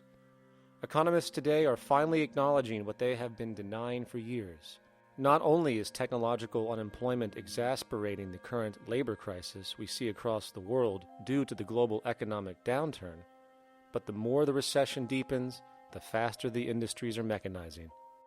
The catch, which is not realized, is that the faster they mechanize to save money, the more they displace people, the more they reduce public purchasing power. This means that while the corporation can produce everything more cheaply, fewer and fewer people will actually have money to buy anything, regardless of how cheap they become. The bottom line is that the labor for income game is slowly coming to an end.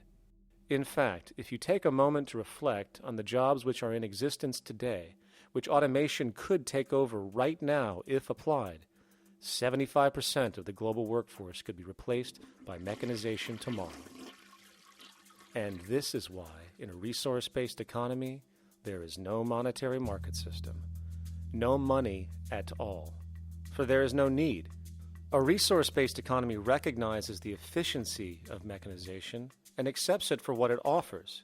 It doesn't fight it like we do today. Why? Because it is irresponsible not to, given any interest in efficiency and sustainability. And this brings us back to our city system. In the center is the central dome, which not only houses the educational facilities and transportation hub, it also hosts the mainframe that runs the city's technical operations. The city is, in fact, one big automated machine. It has sensors in all technical belts to track the progress of agriculture, energy gathering, production, distribution, and the like. Now, would people be needed to oversee these operations in the event of a malfunction or the like? Most probably yes, but that number would decrease over time as improvements continue. However, as of today, maybe 3% of the city population would be needed for this job when you break it down.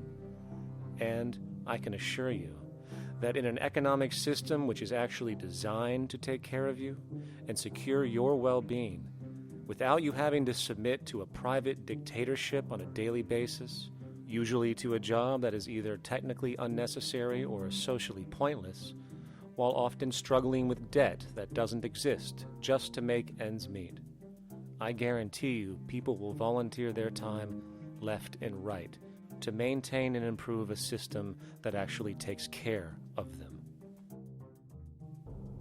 And coupled with this issue of incentive comes the common assumption that if there isn't some external pressure for one to work for a living, people will just sit around, do nothing, and turn into fat, lazy blobs.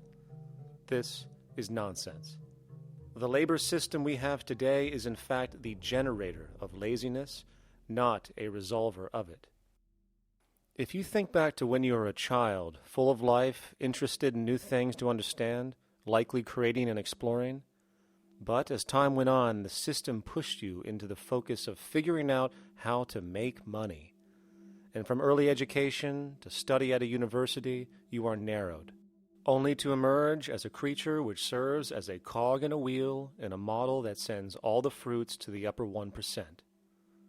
Scientific studies have now shown that people are, in fact, not motivated by monetary reward when it comes to ingenuity and creation. The creation itself is the reward. Money, in fact, appears only to serve as an incentive for repetitive, mundane actions, a role we have just now shown can be replaced by machine. So when it comes to innovation, the actual use of the human mind, the monetary incentive has proven to be a hindrance, interfering and detracting from creative thought. And this might explain why Nikola Tesla, the Wright brothers, and other inventors who contributed massively to our current world never showed a monetary incentive to do so. Money is, in fact, a false incentive and causes 100 times more distortion than it does contribution. Good morning, class. Please settle down. The first thing I would like to do is go around the room and ask what everyone would like to be when they grow up. Who'd like to go first? Okay, how about you, Sarah? When I grow up, I want to work at McDonald's like my mom. Oh, family tradition, eh? How about you, Linda? When I grow up, I'm going to be a prostitute on the streets of New York City. Oh, glamour girl, huh? Very ambitious. How about you, Tommy? When I grow up, I'm going to be a rich, elitist businessman who works on Wall Street and profits off of the collapse of foreign economies. Enterprising, and great to see some multicultural interest. As stated before, a resource-based economy applies the scientific method to social concern, and this isn't limited to simply technical efficiency. It also has the consideration of human and social well-being directly and what comprises it. What good is a social system if, in the end, it doesn't produce happiness and peaceful coexistence? So it is important to point out that with the removal of the money system and the necessities of life provided, we would see a global reduction in crime by about 95% almost immediately, for there is nothing to steal, embezzle, scam, or the like. 95% of all people in prisons today are there due to some monetary-related crime or drug abuse, and drug abuse is a disorder, not a crime. So what about the other 5%, the truly violent, often seeming to some as being violent for the sake of being violent? Are they just evil people?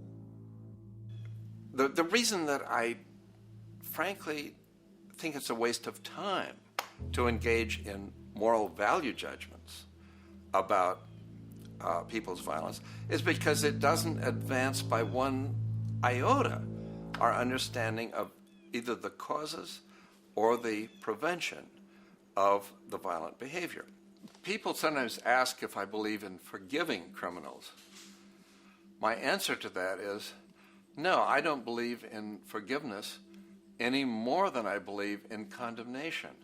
It's only if we as a society can take the same attitude of treating violence as a problem in public health and preventive medicine rather than as a moral evil.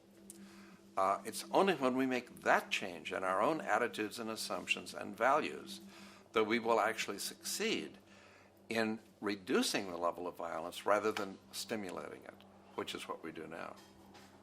The more justice you seek, the more hurt you become, because there's no such thing as justice. There is whatever there is out there. That's it. In other words, if people are conditioned to be racist and bigots, if they're brought up in an environment that advocates that, why do you blame the person for it? They're a victim of a subculture. Therefore, they have to be helped. The point is, we have to redesign the environment that produces aberrant behavior. That's the problem, not putting a person in jail.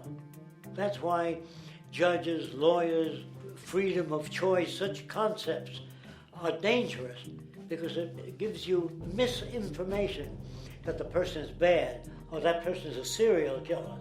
Serial killers are made, just like soldiers become serial killers with a machine gun. They become killing machines, but nobody looks at them as murderers or assassins, because that's natural. So we blame people. We say, well, this guy was a Nazi, he tortured Jews. No, he was brought up to torture Jews. Once you accept the fact that people have individual choices and they're free to make those choices, free to make choices means without being influenced. And I can't understand that at all. All of us are influenced in all our choices by the culture we live in, by our parents, and by the values that dominate. So we're influenced. So there can't be free choices. What's the greatest country in the world? The true answer, I haven't been all over the world, and I don't know enough about different cultures to answer that question. I don't know anybody that speaks that way. They say, it's good old USA, the greatest country in the world. There's no survey. Have you been to India? No. Have you been to England? No. Have you been to France? No. What do you make your assumptions on? They can't answer. They get mad at you. They say, well, goddamn it, who the hell are you to tell me what to think? You know, don't forget, you're dealing with aberrated people. They're not responsible for their answers. They're victims of culture. That means they've been influenced by their culture.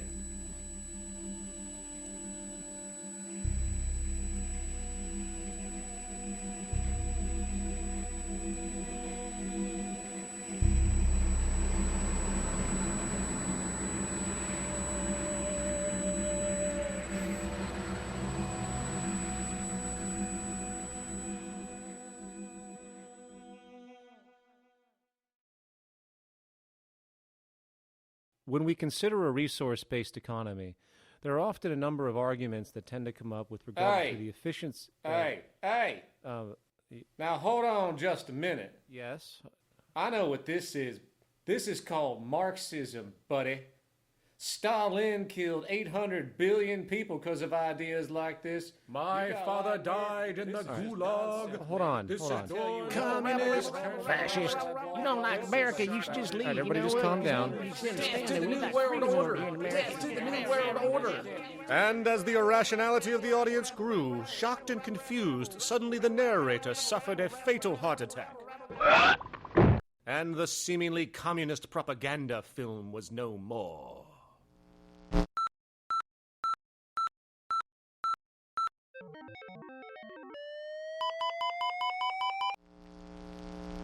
You know, I've said that sort of thing to people in think tank type of situations, and you know, these Club of Rome types and so forth.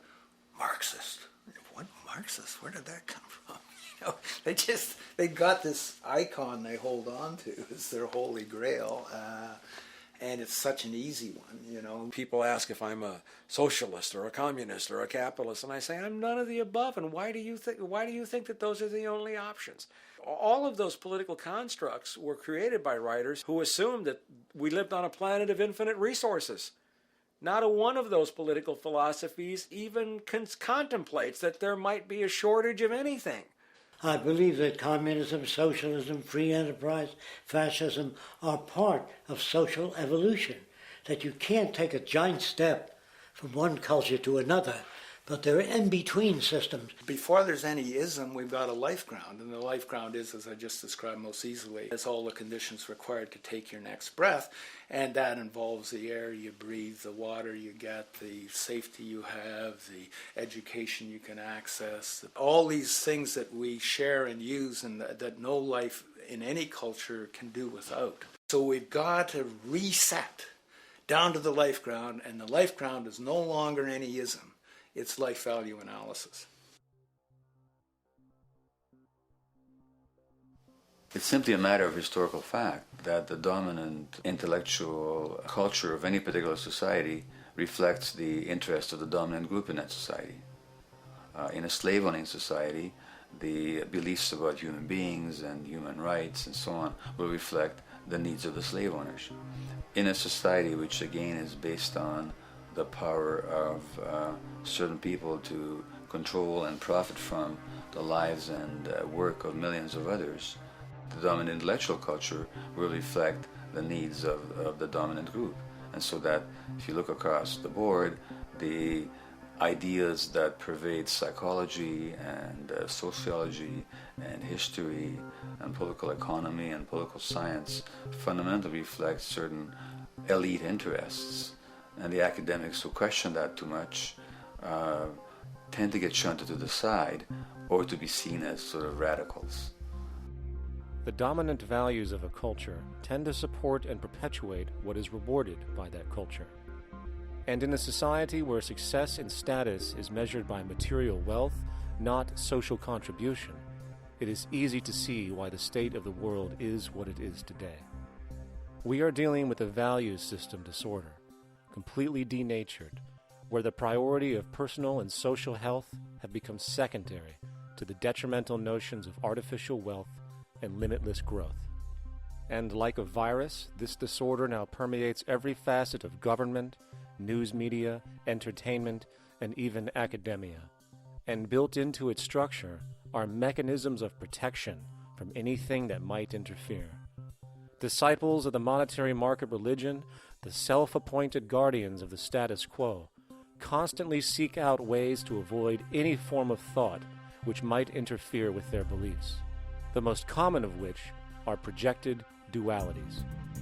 If you are not a Republican, you must be a Democrat. If you are not a Christian, you might be a Satanist. And if you feel society can be greatly improved to consider perhaps, taking care of everyone, you're just a utopianist. And the most insidious of them all, if you are not for the free market, you must be against freedom itself. I'm a believer in freedom. Every time you hear the word freedom being said anywhere or government interference said anywhere, it means, decoded, blocking maximization of turning money into more money for private money possessors. That's it. Every other thing they'll say, oh, we need more commodities for people, oh, this is freedom against tyranny and so forth.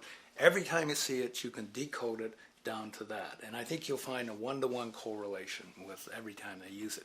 And this is a sense in which we might call it's a syntax, a governing syntax of understanding and of value, so that it governs beneath their own recognition of it. So they may not say, oh, I didn't mean that at all, but in fact, that's what they do. Just like you may speak a grammar, and you have rules of grammar you follow without recognizing what the rules are.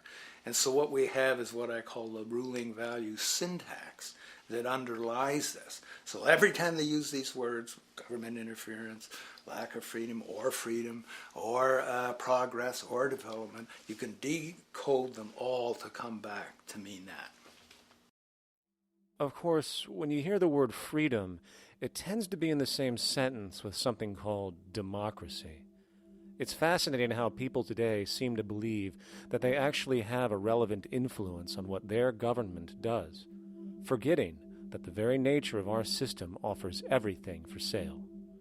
The only vote that counts is the monetary vote, and it doesn't matter how much any activist yells about ethics or accountability. In a market system, every politician, every legislation, and hence every government is for sale. And even with the $20 trillion bank bailout starting in 2007, an amount of money which could have changed, say, the global energy infrastructure to fully renewable methods, instead going to a series of institutions that literally do nothing to help society, institutions that could be removed tomorrow with no recourse. The blind conditioning that politics and politicians exist for the public well-being still continues. The fact is, politics is a business, no different than any other in a market system, and they care about their self-interest before anything else. I don't really, honestly, deep down believe in political action. I think the system contracts and expands as it wants to. It accommodates these changes. I think the civil rights movement was an accommodation on the part of those who own the country. I think they see where their self-interest lies. They see a certain amount of freedom seems good, an illusion of liberty. Give these people a voting day every year so that they'll have the illusion of meaningless choice. Meaningless choice that we go like slaves and say, "Joe, I voted." The limits of debate in this country are established before the debate even begins, and everyone else is marginalized. They're made to seem either to be communists or some sort of disloyal person. A kook, there's a word. And now it's conspiracy. See, they've made that something that should not be even entertained for a minute, that powerful people might get together and have a plan. Doesn't happen. You're a kook. You're a conspiracy buff. And of all the mechanisms of defense of this system, there are two that repeatedly come up. The first is this idea that the system has been the cause of the material progress we have seen on this planet. Well, no. There are basically two root causes which have created the increased so-called wealth and population growth we see today. One, the exponential advancement of production technology, hence scientific ingenuity. And two, the initial discovery of abundant hydrocarbon energy, which is currently the foundation of the entire socioeconomic system. The free market, capitalist, monetary market system, whatever you want to call it, has done nothing but ride the wave of these advents with a distorted incentive system and a haphazard, grossly unequal method of utilizing and distributing those fruits. The second defense is a belligerent social bias generated from years of propaganda, which sees any other social system as a route to so-called tyranny, with various name droppings of Stalin, Mao, Hitler, and the death tolls they generated. Well, as despotic as these men might have been, along with the societal approaches they perpetuated, when it comes to the game of death, when it comes to the systematic daily mass murder of human beings, nothing in history compares to what we have today. Famines throughout at least the last century of our history have not been caused by a lack of food. They've been caused by relative poverty. The economic resources were so inequitably distributed that the poor simply didn't have enough money with which to buy the food that would have been available if they could have afforded to pay for it. That would be an example of structural violence.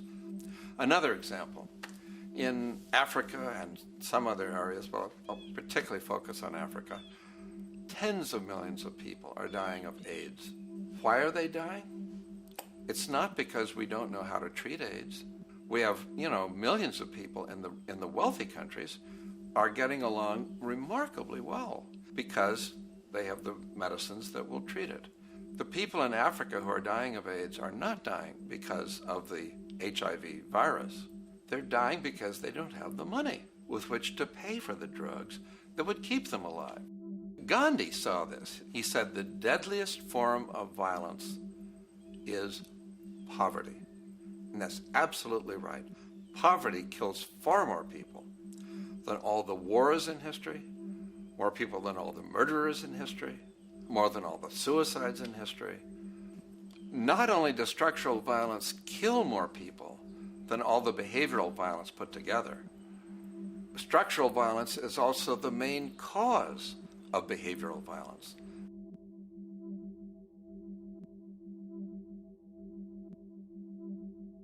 Oil is the foundation of, and it is present throughout the edifice of human civilization. There are 10 calories of hydrocarbon energy, oil and natural gas, in every calorie of food you and I eat in the industrialized world. Fertilizers are made from natural gas. Pesticides are made from oil. You drive oil-powered machines to plant, plow, irrigate, harvest, transport, package. You wrap the food in plastic, that's oil. All plastic is oil. There are 7 gallons of oil in every tire. Oil is everywhere. It's ubiquitous. And it's only because of oil that there are 7 billion people, or almost 7 billion people on this planet right now. The arrival of this cheap, easy energy, which is equivalent, by the way, to billions of slaves working around the clock, changed the world in such a radical way over the last century, and the population has gone up 10 times. But by 2050, oil supply is able to support less than half the present world's population in their present way of life. So the scale of adjustment to live differently is just enormous. The world is now using 6 barrels of oil for every barrel it finds. 5 years ago, it was using 4 barrels of oil for every barrel it finds. A year from now, it's going to be using 8 barrels of oil for every barrel it finds. What's disturbing to me is the lack of any real effort from governments worldwide or industry leaders worldwide to do something different. I mean, we have these sort of attempts to build more wind power and to maybe do something with tide. We've got attempts to make our cars a little bit more efficient. But there's nothing which really looks like a revolution coming along. These are all pretty minor. And that, I think, is pretty frightening. And the governments who are driven by these economists who don't really appreciate what we're talking about are trying to stimulate consumerism to restore past prosperity in the hope that they can restore the past. They're printing yet more money lacking any collateral at all. So if the economy improves and recovers and famous growth comes back, it'll only be short-lived because within a short period of time, counted in months rather than years, it'll hit the supply barrier again. There'll be another price shock and a deeper recession. So I think we go into a series of vicious circles. So you have the economic growth going up, price spike, everything shuts down. That's where we are now. Then it starts to come up again. But what we have now is this area where there's no more ability to produce cheap energy. We're at the peak. We're on the downslope of oil production. No way you're going to get any more out of the ground any faster, which means that things shut down.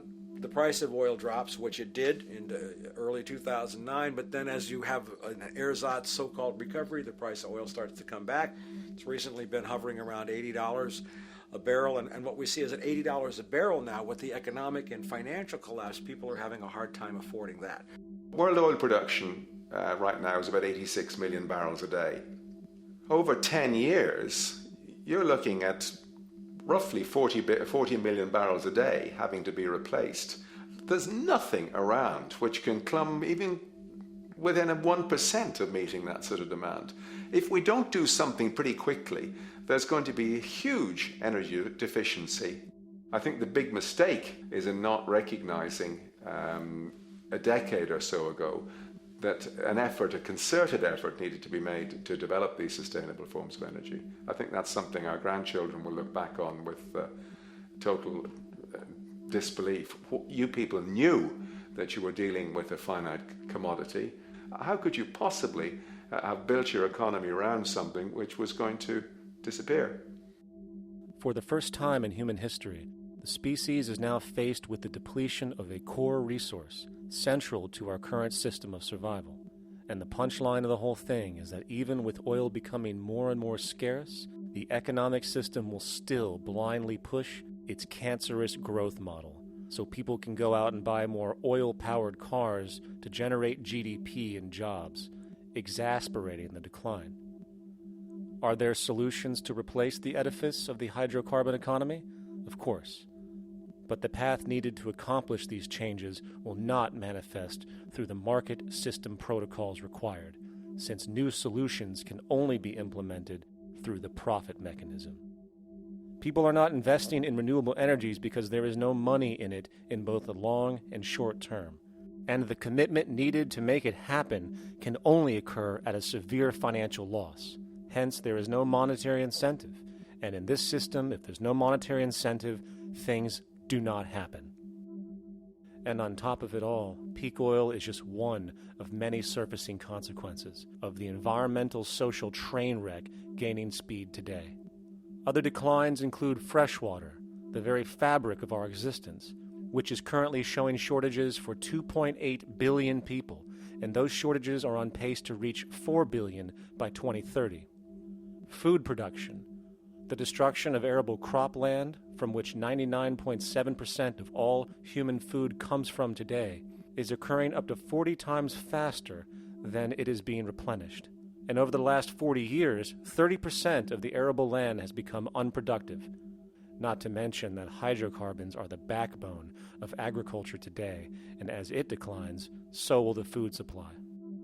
As far as resources in general, at our current patterns of consumption, by 2030 we will need 2 planets to continue our rates. not to mention the continual destruction of life-supporting biodiversity, causing extinction spasms and environmental destabilization across the globe. And with all of these declines, we have the near exponential population growth, where by 2030 there might be over 8 billion people on this planet. Energy production alone would need to increase 44% by 2030 to meet such demand. And again, since money is the only initiator of action, are we to expect that any country on the planet is going to be able to afford the massive changes needed to revolutionize agriculture, water processing, energy production, and the like, when the global debt pyramid scheme is slowly shutting the entire world down? Not to mention the fact that the unemployment you currently see is going to become normality due to the nature of technological unemployment. The jobs are not coming back. And finally, a broad social perspective. From 1970 to 2010, poverty on this planet doubled due to this system. And given our current state, do you honestly think we will see anything less than more doubling, more suffering, and more mass starvation? There is not going to be any recovery. This is not some long depression that we're someday going to pull out of. I think the next phase we're going to see after the next round of economic collapse is massive civil unrest, when employment checks stop being paid because the states have no money left. And when things get so bad that people lose confidence in their elected leaders, they will demand change if we don't kill each other in the process or destroy the environment. I'm just afraid that we might get to the point of no return. And that bothers me no end. We do all we can to avoid that condition. It's clear that we're on the verge of a great transition in human life. That what we face now is this fundamental change of the life we've known over the last century. There has to be a link between the economy and the resources of this planet, the resources being, of course, all animal and plant life, the health of the oceans and everything else. This is a monetary paradigm that will not let go until it's killed the last human being. The in-group will do all it can to stay in power. And that's what you got to keep in mind. They'll use the Army and Navy and lies or whatever they have to use to keep in power. They're not about to give it up because they don't know of any other system that will perpetuate their kind.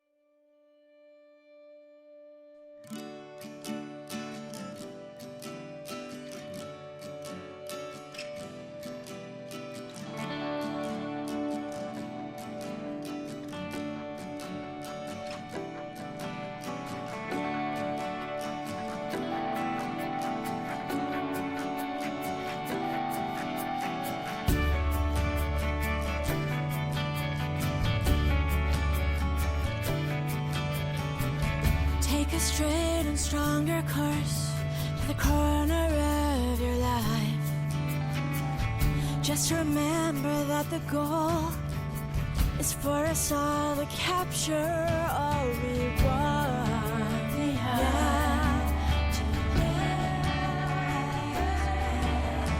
Don't surround yourself with yourself. Move on back to squares.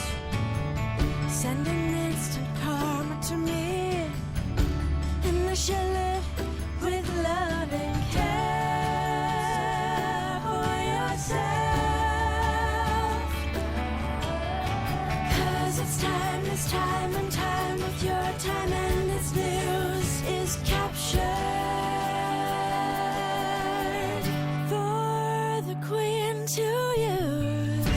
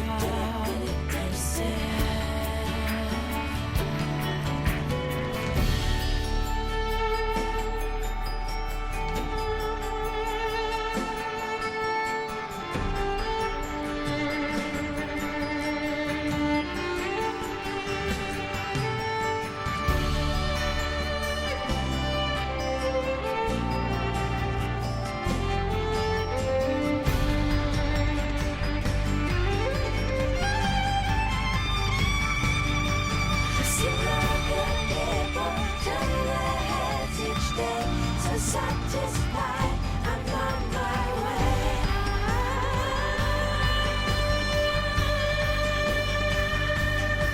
To see other people turn their heads each day. So satisfied, I'm on my way.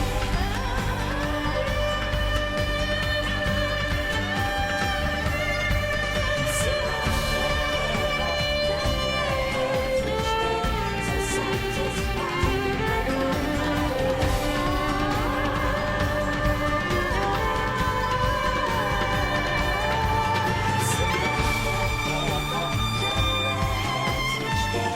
So satisfied.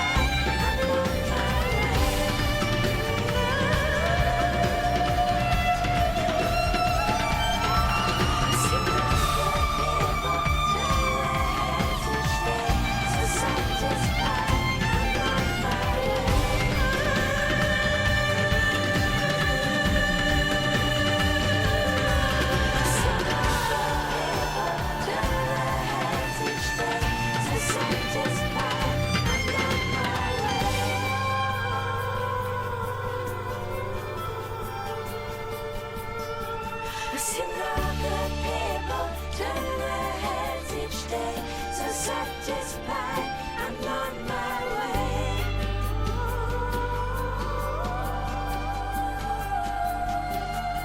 I've seen the good people turn their heads each day. So satisfied, I'm on my way.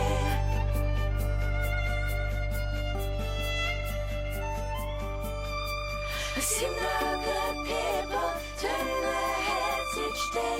So satisfied, I'm on my way.